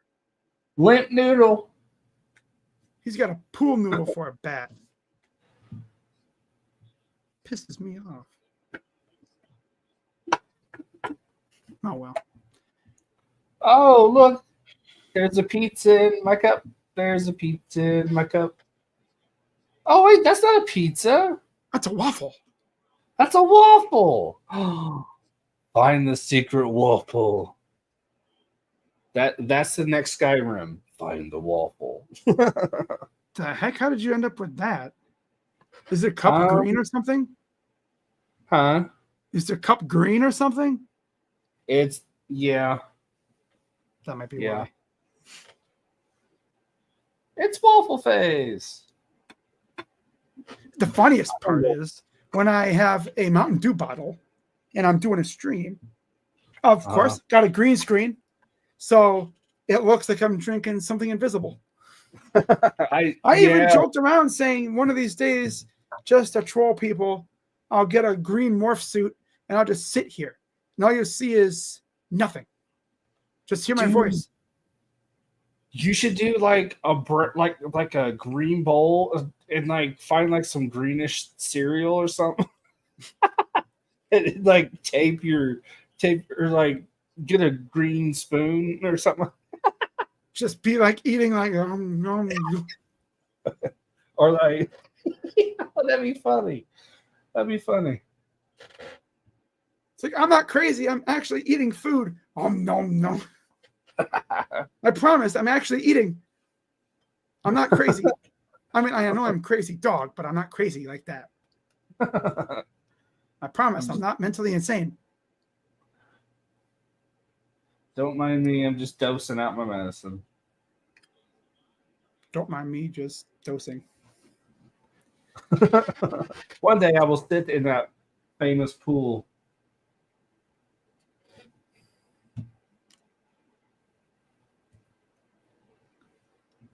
All right, Matt Festa is in.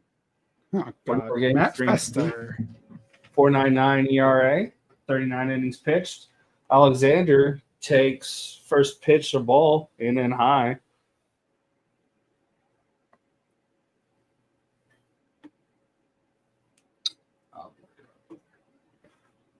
Alexander's over 2, ground out and a strikeout.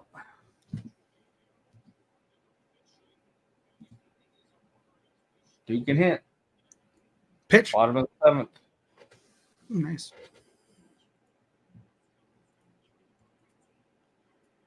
He has pitched 3 times in the last 7 days. 36 pitches on the 13th, 9 on the 15th, 7 on the 16th. Here's the 1-1. Fastball catches the black. I don't think Alexander liked that, but that was a good pitch. That was a really good pitch.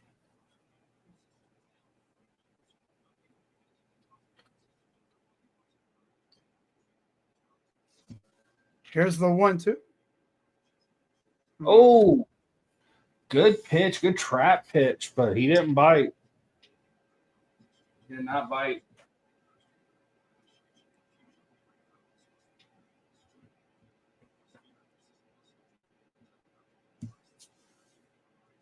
Here's the 2-2. Fouls it off.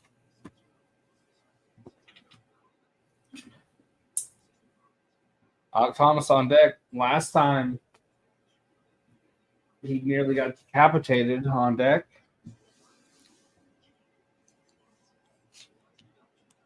Two, bottom of the 7th.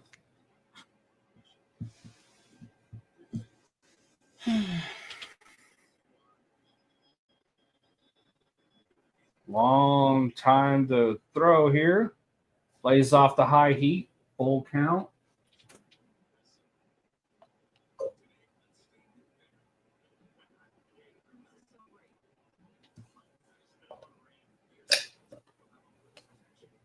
Two or 3-2, 2 seconds on the clock.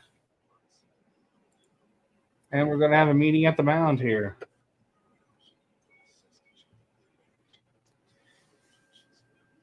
I was taking a look at the other scores on MLB.com, and the scoreboard shifted. Some other game popped up, and I was like, "Oh no! Don't tell me they scored," but it was just the Reds game. Oh shit! Okay. I was like, "Oh no! Don't tell me they scored," but no, they didn't. Not yet, anyway. 3-2. Here's the pitch. Festa. I'm always interested in guys like that because with pitching, your mechanics have to be on point every time. do you think the longer it is and as complicated as his is, it'd just be a pain in the ass to be on target every time? That's just me, though. Fastball laid off, and Alexander's walked. I'll be honest, I can't even remember how we even got Matt Festa. I think we traded like cash for him or something. Like the Rangers didn't want him anymore, and we said, we'll take him. And now he's essentially become Stephen Vogt's like favorite pitcher. Oh. It seems like every manager has their favorite pitcher that they use no matter what. Yeah. And that is Matt Festa here. When we had Terry Francona, his favorite pitcher was Brian Shaw. Brian Shaw? By far. And then when, like later on, before he retired, I would say that was probably Scott Barlow, which is why he brought him to Cincinnati with him. 1-0 count. Golf swing. He Happy Gilmore to strike there. 1-1.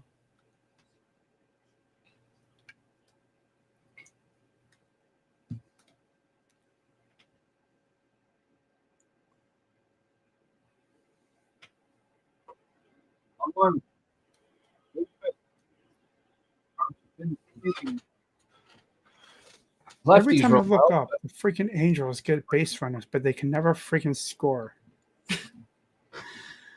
Such an unserious team.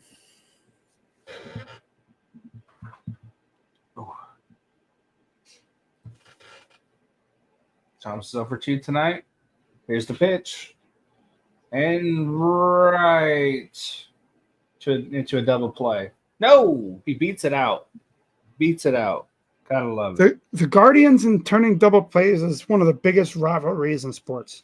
They cannot do a double play no matter how hard they try. Man, I swear, like our middle infielders, they move like those lifeguards on Baywatch. They go. Yeah, I was just about to say that. Second base coming in couldn't have gone slower. Yeah. Like they take 3 business days to throw a ball.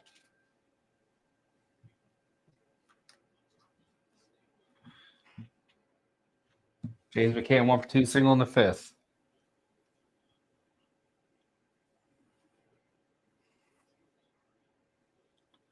Swing on a miss by the veteran. Rocha took his good old time. He's like, "Oh, I like this ball. We're gonna throw it." Yeah, it's so precious. I want to keep it. Here's the James McCann gets under it into center, out number 2. 1 runner on, 2 outs, bottom of the 7th. And here comes Stephen Vogt. He's going to make another pitching change. It'll be the right-hander Hunter Gaddis coming in. And he will face Geraldo Perdomo. In normal circumstances, Hunter would most likely be like our 7th or 8th inning guy when you know who, the gambler, was pitching. But since he wanted to be a jabroni and decided to throw his career away for a couple extra dollars, yeah. So now Gaddis is essentially still our 8th or 7th inning guy, but yeah, Cade Smith is now our closer. Interesting. By the way, it's not Commodores and Guardians anymore. What? Brainwashed? Oh, I see what you're talking about. Okay, Master. Wow. One of those people. Okay.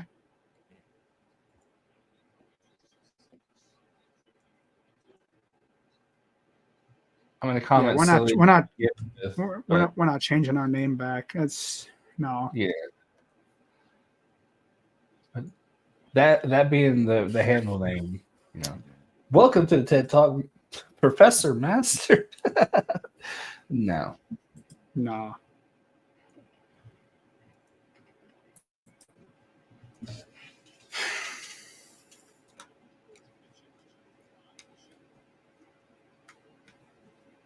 I wonder how many people that visit your channel are so confused, thinking, okay, so he's Colts, Pacers, Fever, Hoosiers,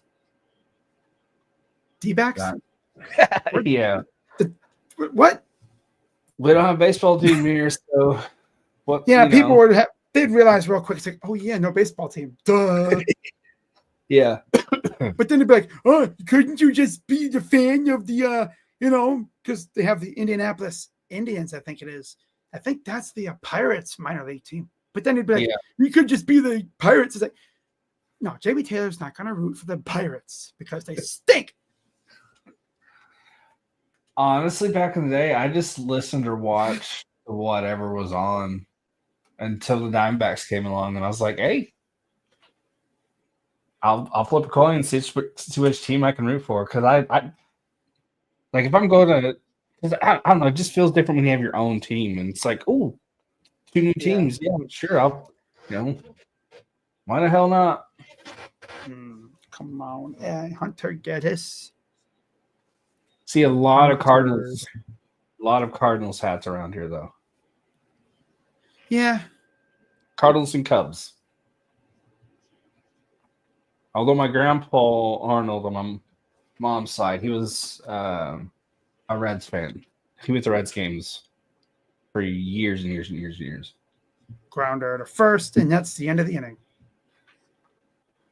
All right, 8th inning coming up. Rocchio, Kwan, and Schneemann due up.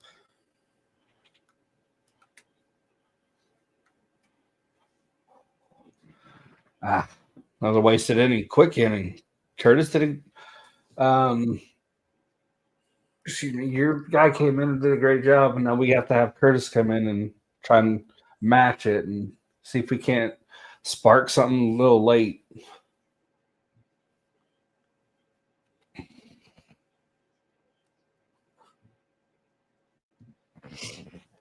Master says, from now on, I'm a huge Cleveland Indians fan, Washington Redskins fan, and Ole Miss Rebels fan. Hogs first, then Indians, Redskins, and Rebels. Hogs. I don't know who the Hogs are. Talking about Arkansas? Yeah, I don't know. That's the only hog I know. Yeah, same. Unless it's like a different sport, like soccer. That's the only hog team I know of, the Razorbacks. But rooting for two SEC teams is just weird. Oh, what college team do you root for, Krazy Dawg? Huh? Ohio State. Yeah. Yeah, another ring. Bitch. Suck it, though. When it comes to college football, I used to be just a all Indiana fan. Just, all I cared about is just wanting an Indiana team to win whatever game it's in. But then the Hoosiers brought in this guy called Signetti, and he started talking all this shit. I'm like, hold up, wait a minute. This guy needs to remember like what we do here. And then like I looked at him and realized what he does. So I was like, you know what? I'm going to follow this guy in this team. And last year was pretty fun. But he started all talking hell of shit. I was like, you better back it up. Yeah. Google me. So first pitch bunt is missed for a strike for Rocchio. A ground out and then a 2-run homer for Brian. His third home run, 31 RBIs too. Pitch. Swing and a miss. Curtis still out there for the top of the 8th.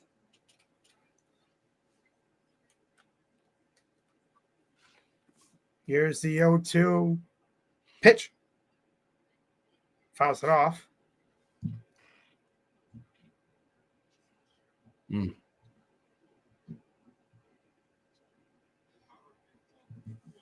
And what the heck was that? Is that what's that? McCann just like tossed something frisbee style off to the side. Not sure what that was. Might have been. Was it his thing? Swing and a miss. Struck him out.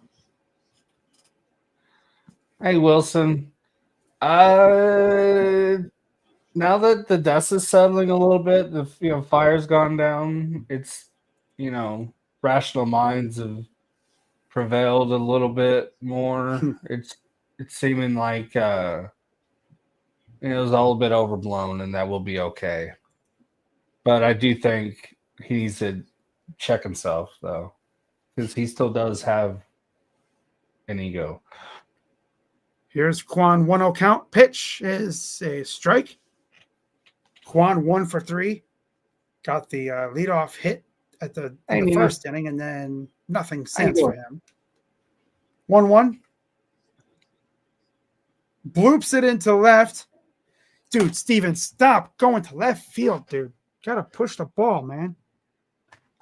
God. Ever since that leadoff hit, it's been left field, left field, left field. Like, dude, stop trying to go opposite field all the time. Like, push the ball to right. Or pull it. Damn. Off the bat, foul for Schneemann. Damn, Daniel. Schneemann. Hope your day is well, Nina. Over there 10 home runs, 32 RBIs, 226 average for the man of Schnee. 0 for 3. Man of Schnee, 0 for 3. Oh my God, this guy is ass. It's my new favorite name to say. Nickname, ironically enough, is the Snowman because it sounds like Schneemann. Ha. 0-1. Outside. Ball 1. Man of Schnee is 0 for 3. This dude is freaking ass. Pitch. Low. Ball 2. That sounds even better. Man of Schnee is 0 for 3. This guy's freaking ass. Not as bad as Nolan Jones, though. 2-1. Fouls it off. Now, compared to Nolan Jones, this dude is freaking like Ichiro compared to Nolan. Damn. He's that good because he's better than Nolan. Nolan sucks. Pitch. Fly ball, and this will go to center field. And there's out number 3. So another 1-2-3 inning. And Bo Naylor has to get the gear on. And Hunter Gaddis has to fix the hair and put the hat on and go back out for another inning. It'll be Marte, Carroll, and Gurriel Jr. I don't know why I blanked on that. We've only seen it in 1,700 times today, but it went. By the way, I don't know if you saw it, but I guess someone said that Manfred was talking about the possibility of realignment when they expand, and they're going to go more geographically. Yeah, I saw that. There was a guy that put out like a mock realignment. I'm going to try and find it, though. Yeah, and I'm all right with it. Geographical realignment. Okay, so this is from The Athletic. So the divisions, according to Jim Bowden, would be in the East. This is in the Eastern Conference. East Division, Red Sox, Mets, Yankees, Phillies. Oh, my God. Freaking Cold War era out there. Holy crap. The North would be Reds, Guardians, Tigers, and Blue Jays. The Mid-Atlantic would be the O's, Charlotte, in a proposed expansion, Pirates and Nationals. People are saying that that division might have the only under 500 champion, which is crazy that the Pirates would be able to get a home playoff game or series if they win that. And then Southeast would be Braves, Marlins, Nashville, and Rays. And for anyone wondering about the D-backs, oh, they're lucky. They get the Angels, Dodgers, and Padres. Yeah, that's the one thing I didn't like about it, because I think the Diamondbacks need to be in a spot where they can compete more evenly. Because if you aren't going to do a salary cap, and where we have to deal with, the Dodgers and Padres who can go out and spend however much they want. I mean, one guy has the Diamondbacks Athletics Salt Lake City expansion, and the Mariners in one, and I kind of like that. I think it'd be good. It would give us a chance to compete more. It would give Marte got himself a single, a double. It'll give the Pirates. I think they'll compete better. I mean, yeah. If you, I think it's the only solution if you aren't going to put in the salary cap. And if you try to force the salary cap, we're going to see a work stoppage for a couple of seasons. That's Marte's 21st double of the year. It's one. Carroll's 1 for 2 today. Bottom of the 8th. He takes a off speed down and in. Well off the plate.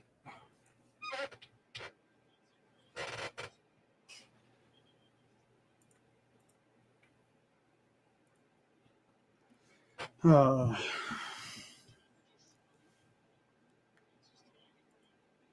you like the idea of expansion? It's interesting. It's an interesting thought. Depends on where they would go though, because there's so many teams there's so many cities that deserve a team. Nashville, low key, Montreal, of course, Charlotte. I mean, you could go like to Vancouver or Salt Lake. There's so many spots to possibly expand. Personally, I think Nashville would be fun. Yeah. And then Montreal. Yeah, I just about to say because that race the NASCAR spot. I mean, they had like 80,000 people in there or something like that. I mean, Tennessee. Yeah, they would have. They would have if there was a game played that day. But there's still a good amount of people there for the reschedule. But yeah, well, I mean, their sales, their tickets. I think they had it at like 80,000. Breaker in and off the plate. But me with numbers, I might have that off a little bit. But yeah, I want Indiana to get a team so bad, but because we're literally surrounded by teams, it'll never happen. No, because you have, I mean, Cleveland, Cincy, you have St. Louis, you have the Chicago teams, you have the Michigan team, you have Detroit. Yep. There's teams literally surrounding Indiana. It's not going to work. Yeah, and if Major League Baseball really is strongly considering Tennessee, again, right next door. So 3-2, one out, one on, no outs.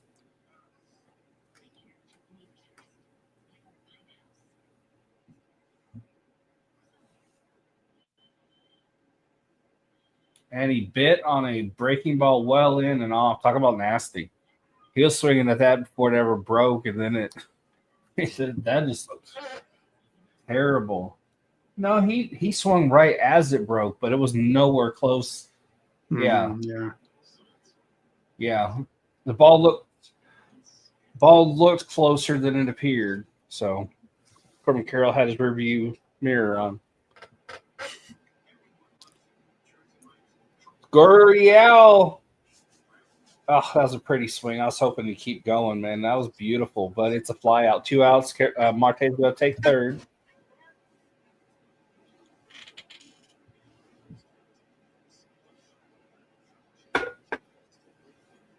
That'll bring up Tyler Locklear. Came in for Pevin Smith last time up against Sabrowski. Didn't do so well. Struck out, but yeah. See how he does here. I know you have your team and everything, but is there one place that you would love to see a baseball team, a place where you think one belongs for 100% sure? Swinging well, for me, it'd be Montreal because they had a team, but then their stadium is kind of not great. If they freaking renovated or redid Olympic Stadium, Montreal would be like right up there for a potential for expansion for me. Just so Toronto can't say, "Oh, we got all of Canada to ourselves." Same thing. I missed the Expos as soon as they were gone. I want to see that team back. I want to see that logo back. I want to see it. I want Montreal to get a hockey team back, the Nordiques, and then the Expos. It'd be cool. All would be right again in the world if Montreal got a hockey and baseball team. What about basketball? Okay, no, that's no. That's not going to happen. No. It's going to be Vegas and Seattle in basketball. Let's be serious here. Yep. 2-2. Yeah, man. Oh, Gaddis, come on, dude. Enough messing around. Great players. Their uniforms were awesome. Just imagine what they could come up with today. Here's the 2-2. Fastball in and high. Oh, it'd be so cool.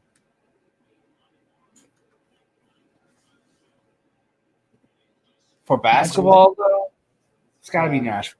Got to bring a team to Nashville. 3-2. 2 outs, 1 on. And he takes a walk. NFL football, Hawaii. Hawaii? Unless you do something in state, because all they're talking about is London and like Mexico. I think you need to do Hawaii or something like, I don't know. The thing about Hawaii is it's 6 hours time difference. Yeah. So you would have to, you could not play a game at 1 o'clock out there. You would have to do it at like, damn, your Sunday night football would be there 1 o'clock game. Yeah. Yeah, that's true. Like, no, that wouldn't work. You couldn't do it out there because, yeah, I mean, again, it's six hours difference. That's true. St. Louis. So they're going to keep Gaddis out there. I thought they were going to pull him for some reason, but nope. I thought Vogt was going to be a try hard and pull him and bring in Cade for the 4 out, but they're gonna have him face Vargas here. 2 outs, 2 on.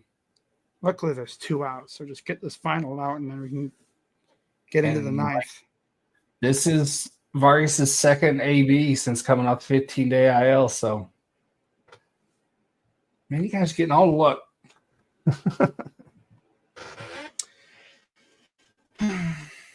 I also want to see a team in Canton, Ohio. I mean, 3 NFL teams in Ohio, that's not going to work. No, I think you'd have to move one, but it just feels right. You get the Football Hall of Fame. You play a game in Canton every Not to year. mention you have the Steelers right there, too. I mean, that's like 4 teams within the same area. That would not work. Yeah. Yeah, it would have to be a relocation. But, I mean, for your Browns, that's not too bad of a move, though. Vargas drills one. Dies quick, though. Watch out. Oh, don't hurt yourself. Freaking Jones. Yeah, we're talking about it right now. All right, we go to the top of the 9th.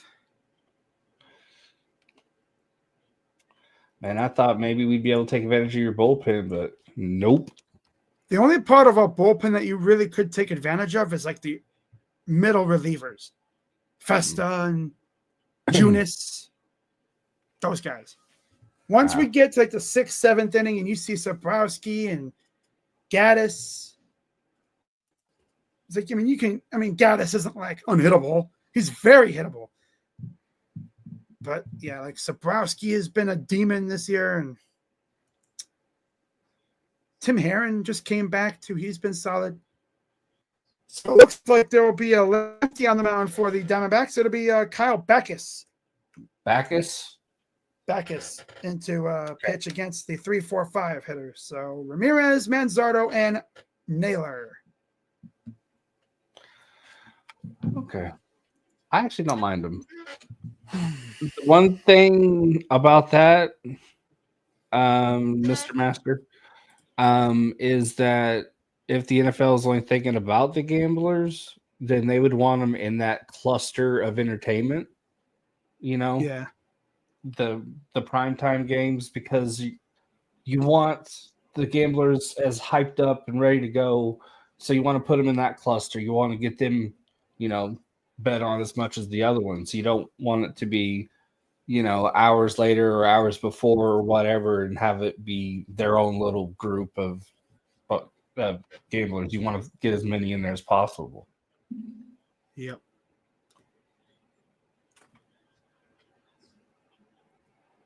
Why anytime there's back-to-backs, that's why they pimp the hell out of them, because Yeah. that's why they do specials and stuff like that. Back is 21 games, 0-2, 3.86 ERA. He's been better than his numbers show. All right, here's the first pitch to Ramirez. Outside, ball one. Way outside. I don't even think you'd be able to hit that with a boat oar. 21 games, 0-2, 3.86 ERA, 3 walks, 20 Ks, 2.74 opponent average. Strike right damn near down the middle. With the lefty on the mound, that means J-Ram will be hitting right-handed. Here's the 1-1.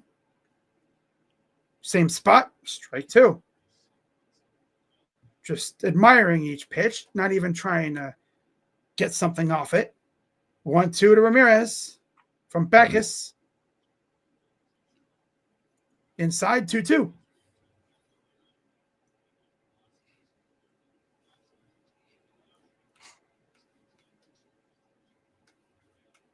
Two pitch. Always love the look at the backside of the umpire. Full count. Let's see if J-Ram takes a walk.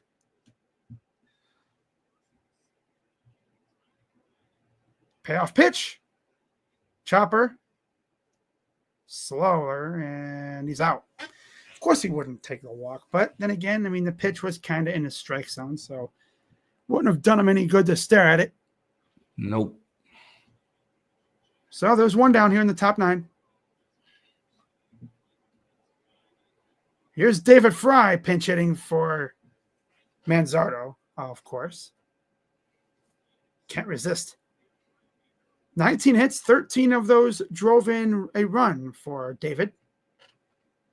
He's solely a DH this year due to off-season elbow surgery, so next year he'll be able to play the field, mainly catcher, with some first base in there as well. Pitch. Kind of like Shohei Ohtani, just exclusive DHs. They got Junis and Cade Smith warming up in the pen. Surely they're not going to go to Junis in the 9th inning. Maybe just in case we blow it open here, because you never know. 0-2 count for Fry. Very true. The 0-2 from Backus. Low in the dirt. Trying to bounce it.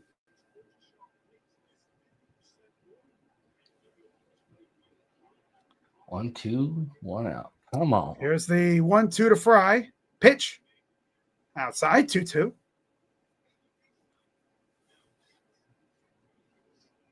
Again, there's Stephen Vogt looking on. Typical poker face that he always puts on, blank expression. Liner to left is fouled. Never really looks mad, never looks really too happy, just kind of meh. Do you think that's he's smiling. Oh my God, he's smiling. He does a little chuckle, a little smirk here and there. 2-2. Fouls it off. Oof.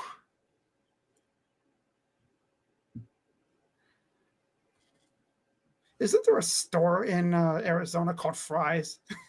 Yeah. Imagine if there was a sign at Chase Field that says Fry's and he hits it off the sign. 2-2. Up high, ball 3. And it's like a store for like computers and electronics and stuff like that. Yeah. Do I get a free computer? Yeah. Payoff pitch. Liner right to third. And there's out number 2. That's a specialty for this team. They hit it right to the guy, testing their fielding ability. And that'll bring up Bo Naylor. Hit it right to one of our guys again, please.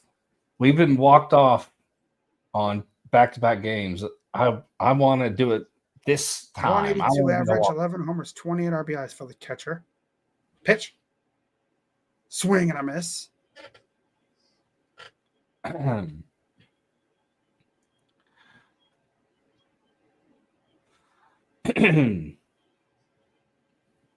0-1. Right back to the pitcher. Damn. Grounded, throws, and they got him. First, I thought Another I was 1-2-3 inning, and now we go to the bottom of the ninth. Cade Ooh. Smith, I believe, will be coming in to secure the save. Oh, he put up his hand. I get that it was reflexes, but dude, think about your career. Oh man, that hit off the hand. Intended, like he went to block it. Like, bruh, no.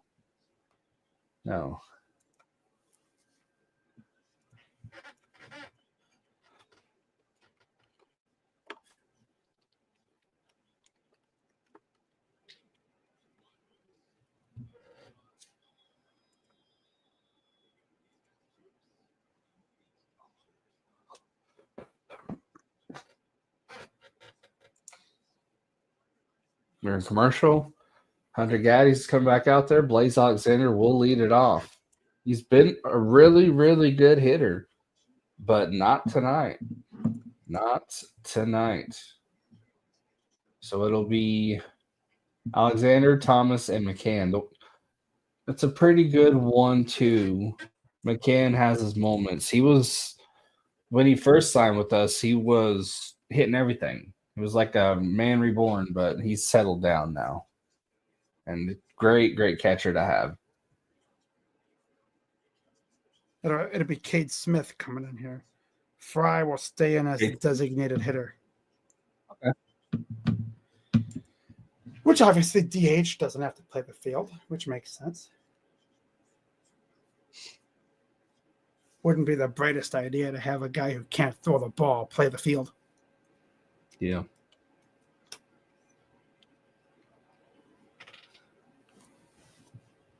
Yee.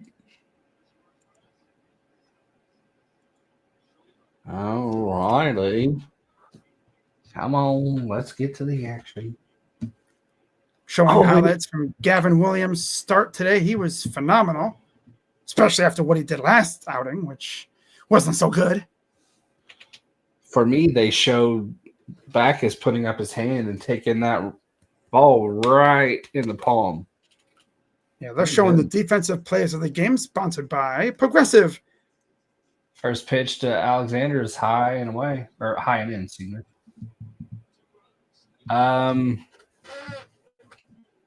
Run's been hard to come by for us of late. Mr. Jacob, 1-0. Fastball, top shelf, in 2-0. But as I said, going into commercial, we've been walked off twice. Is it our time to walk it off? Showing Cade Smith's usage. He really hasn't been used much. Because we've been mainly we've either been losing or winning by a lot. Mainly losing lately. 2-1. Alexander crushes this the wrong direction. Supposed to go straight, not backwards. I prefer to go straight at somebody with a glove. Not in the seats, though. In the field. I don't know. It depends who it is. No. See a fan jump the fence and get on the field. I caught it. Whack. Fastball in and high. Full count.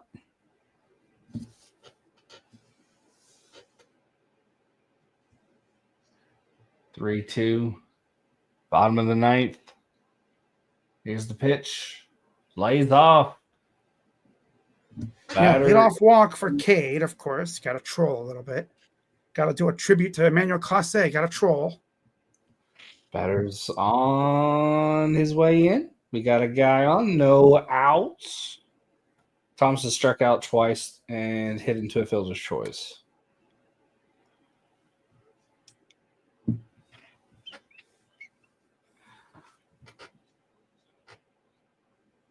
Here's the pitch. Broke off one, and it was off the plate away.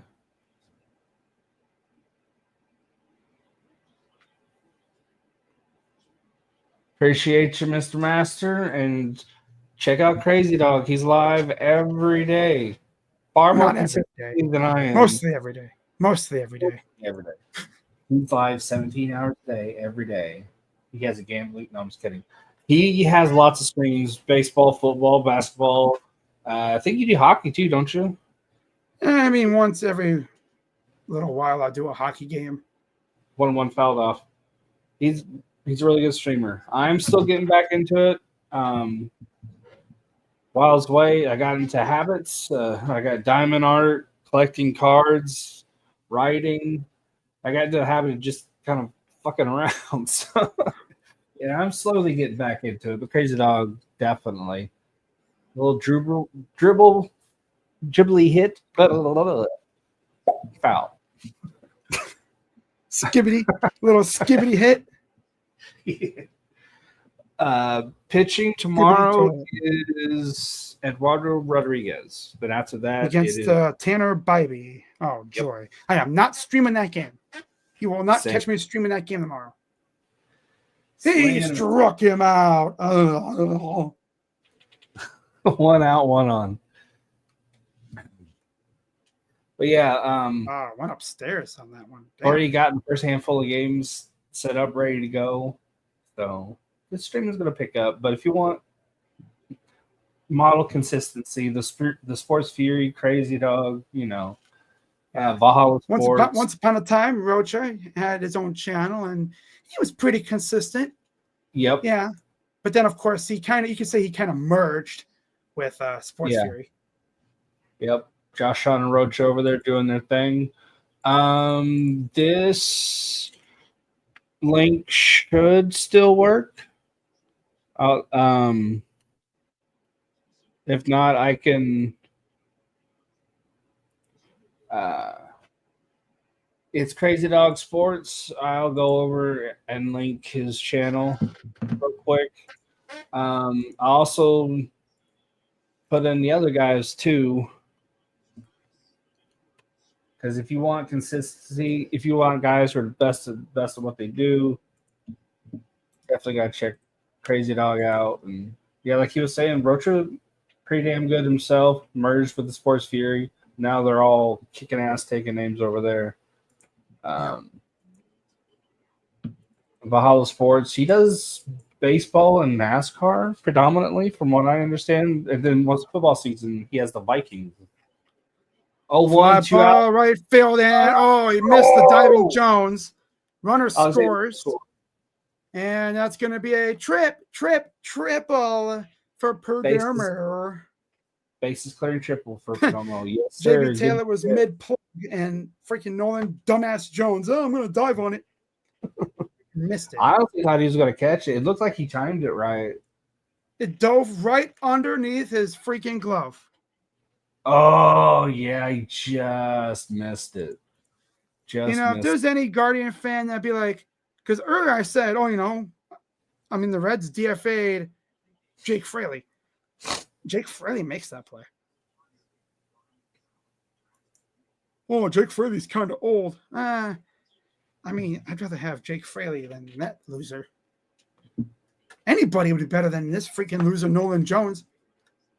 Like, what exactly does he do that makes him worth it in right field? Not really anything. 2 outs, runner on third, and it's all 1 count. Pitch off the plate away. I just subbed to Krazy Dawg. Hell yeah, dude.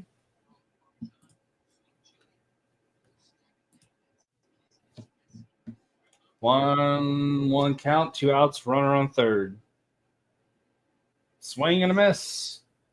Marte. Of course. He wouldn't typically swing at that, but he's a lot of off the field and the clubhouse things running through his head. So 4 homers, 10 RBIs, 289 average in the 9th inning or later. 1-2, 2 outs, 1 on. What the hell was that swing? And he strikes him out. That's the ball game. What the heck was that swing? I'm going to try and duplicate that swing. All right.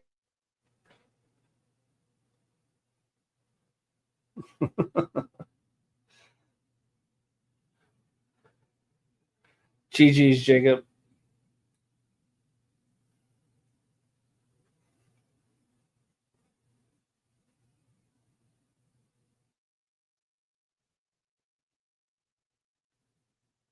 Are you duplicating it? I think you might have to take off your background. GG, Eric. GG's all Cleveland fans. GG's to Krazy Dawg. Yeah, that was a weird way to end it. You had a run score, you had a little bit of positivity, and then you had that. Oh, it was the weirdest swing. Bro, I almost didn't know I was freaking muted. What the heck? I was like, ah.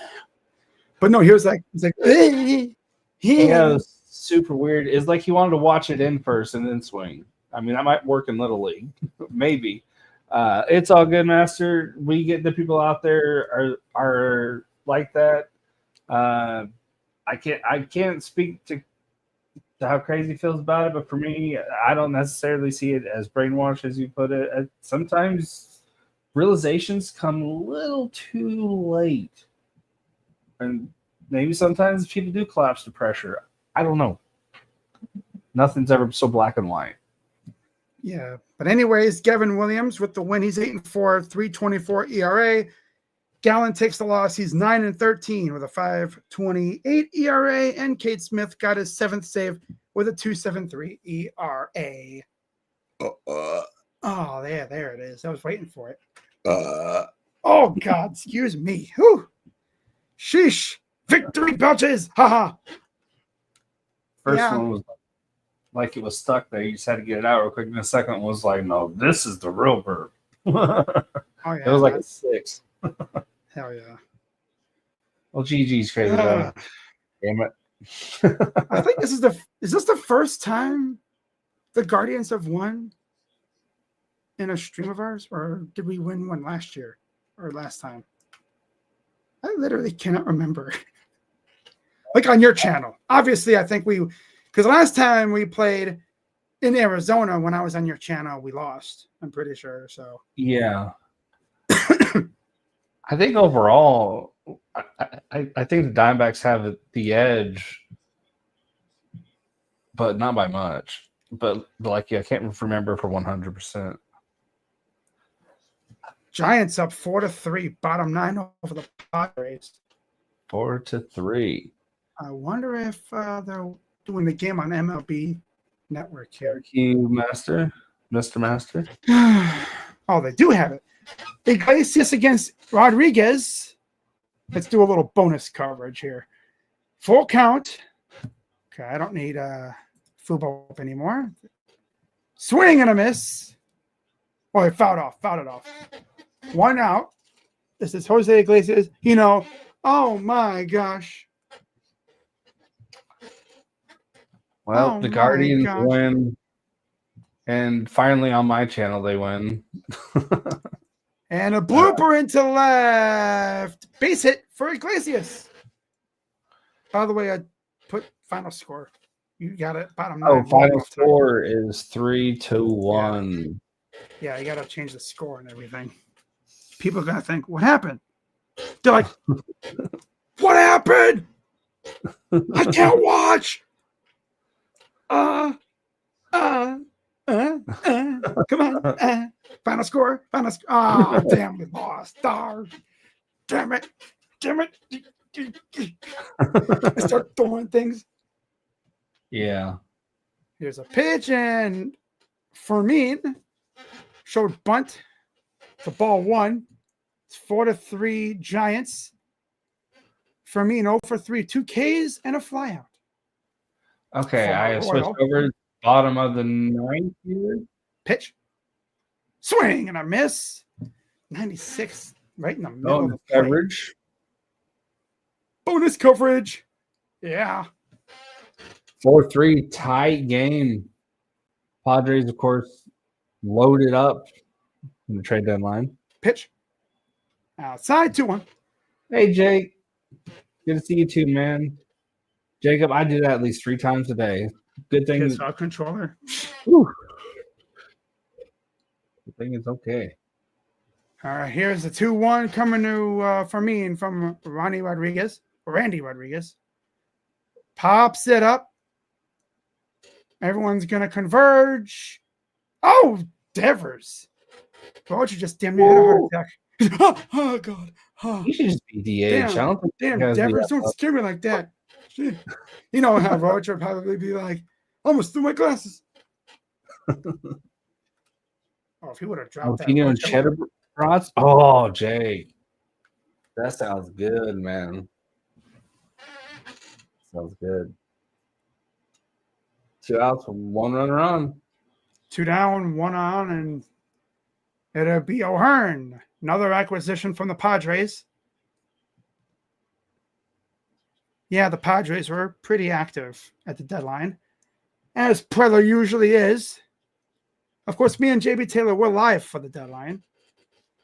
Of course, his Diamondbacks did make a couple moves.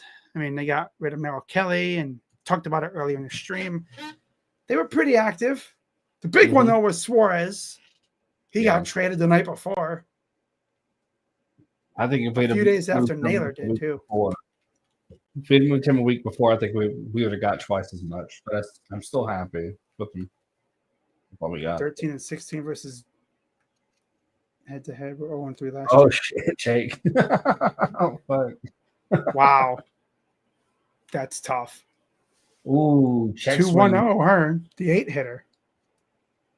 Yeah, CJ Kafis hit his second career bomb, and I actually was able to call it this time. Last time he had a homer was in Cleveland, and I actually had to go into another room to get something, so I missed the call. Damn. Actually, it wasn't even that. I had to take out the trash because it was trash night. So I don't want to anger the trash people, got to have my garbage out there, So as I was doing that, he hit the homer. 2-2 pitch. Did he go? No, he didn't. Ooh, look like he went more on that one than he did the last check swing. Interesting. Of course, JB Taylor is probably rather interested in this game because, Padres and Giants in the D-backs division. In fact, let me look up the standings. Got to give us a little hope, even though we can't keep a lead or payoff pitch. Popped him up. That'll go behind home plate into the seats. For any wrestling fans, I believe there's going to be a PLE at Petco Park soon. I think it was a Survivor Series or something. Nice. Yeah, there's going to be a PLE there. So that'd be fun. Speaking of PLEs, I guess they're going to be bring back an ECW PLE, WrestlePalooza in September. Oh. Pitch. Nice. Fly ball, and didn't get enough of it. And that's the ball game. The Giants take down the Padres 4-3.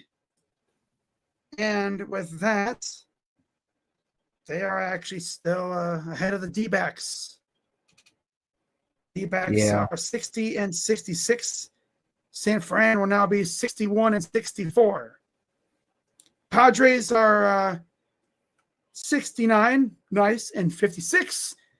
And the Dodgers, of course, are 71 and 54. 71 and it's 54. So crazy.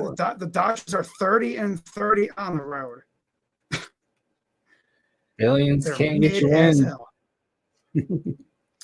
The Guardians, on the other hand, are still 8.5 out of first in the Central. 3 games out of the wild card. I think this series is going to be very helpful for you.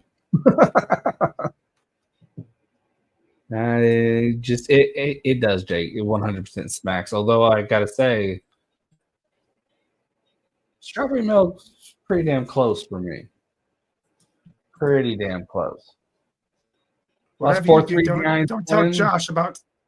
tell Josh about chocolate milk. He'll get really in depth with his favorite kind of chocolate milk, which is AGB. Mm-hmm. My favorite kind is Josh from the Sports Fury loves chocolate milk. You wanna key to his heart? Get him a whole ass pallet of HEB chocolate milk, and he is yours forever. My favorite's Oberweis, but there's a tax included on it, so I don't get it anymore. It's like a milk tax, but it's incredible. All right, guys, I think we're gonna head out. medicine's starting to kick in for me, and a headache. I'm sure Krazy Dawg wants to be doing stuff, and it's 12:30 for me. I think it's same for you, right? Because we're close. I'm only like an hour or so east of you, 2 hours. So yeah, we're not that far off. I'm not like Rocha living on the other side of the damn continent. Lucky him, he gets to. It's only 9 p.m. for him out there in California. Yeah, God. it's wild. Can I imagine that, right? For us, Sunday night football is at what 7, 8 o'clock, whatever. For him, it's freaking still rather evening. Like, I can watch, like for the Super Bowl, for us, it's like 6 o'clock. For them, 3 p.m. After the game, they could still go out and have fun. Yep. Especially with it being in San Francisco this year. Yep. It's going to be freaking daytime for most of that game. Oof. San Francisco. Oh. Or Santa Clara, I should say. I got to get technical. I thought ever this guy, you freaking loser. It's freaking Santa Clara. I don't freaking care. It's Levi's Stadium. God. Yeah. Don't get technical with me. All right. So I streamed earlier today. I opened some cards. I showed you all some of the stuff I got before. And we had this stream today, which is a lot of fun. So it's been a productive day. Neither me or Krazy wants to call tomorrow's game. No. I'm not calling a Tanner Bibby start. I'm afraid to. He has to show me that he can actually be a solid pitcher at least a couple outings before I go back to streaming him. Same thing with Erod. Unless you want to watch two guys just get pissed off. You got me throwing things and him just like, And at some point, I'm going to say, fuck it. You take a sleeping pill and just go to sleep. But like, I will leave it up.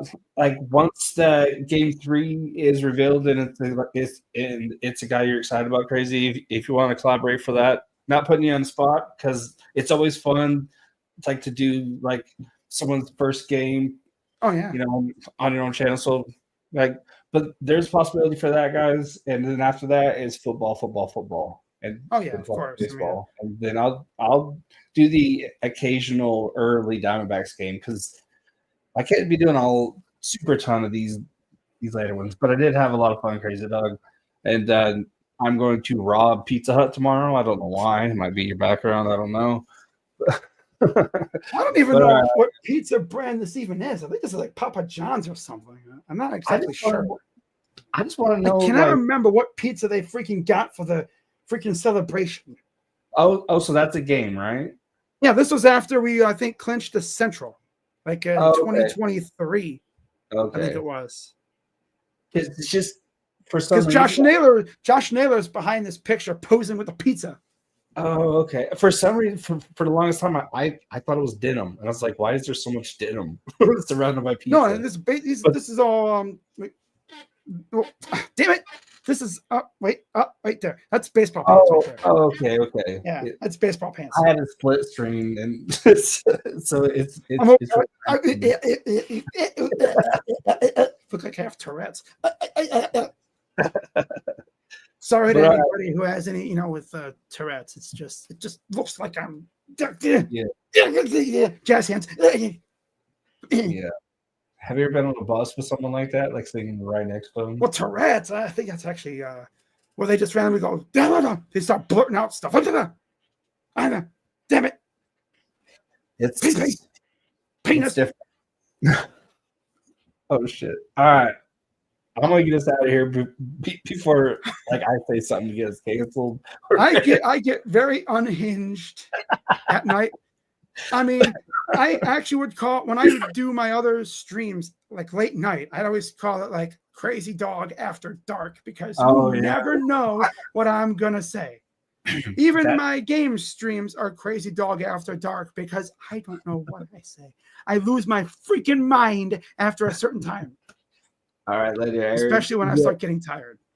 The plan right now is we will be streaming game 3 of the series, depending on if Parker Messick is pitching. Yeah. Because Stephen Vogt might go bullpen game, which would piss me off, but I think it's going to be the rookie, and I'm excited for that. So, yeah, we can do that's an early game, too. I think it's like 3 p.m. So it'd be perfect. Okay, sweet. All right. So there's that. And Krazy Dawg, it was fun having you on. I'm going to post a link again to his channel, guys. Hopefully, Nightbot's working. If not, I'll go in and fix it. But yeah, this was a lot of fun. Get a little bit of extra baseball. It actually got me on a stream. So that was fun. We all got to look at pizza together. I mean, yeah, I'm sure, I mean, anyone that didn't eat dinner, I'm sorry. I actually forgot I had this as my background. I'm sure everyone was loving the fact that, they'd hear me talking, but they just couldn't even focus on me. They just saw the delicious pie behind me, and they were like, I want that pie. Give me the pie. If I could have figured out how to screw that freaking loser wearing the Wild Thing shirt. Get his stupid ass out of here. Show me that damn pizza. It could have been worse. If I could have figured out how to change it to that waffle, it would have been so much. It'd have been waffle and pizza. But all right, guys. Pizza waffles. Ooh. Oh, don't say that too, though. Pizza Hut might actually make it. Yeah. Or some restaurant will. They're like, hey, that's an idea. And they won't give me credit for it either. I'll see it in an ad. I'm like, hey, I came up with that. Where's my money? We do have grilled cheeseburgers now, so anything's possible. But yeah. All right, guys. I'm gonna peace out. I'm gonna get something to eat. Yeah. And I'll catch y'all later. Thanks again, Krazy Dawg. Bye-bye. Go Guardians.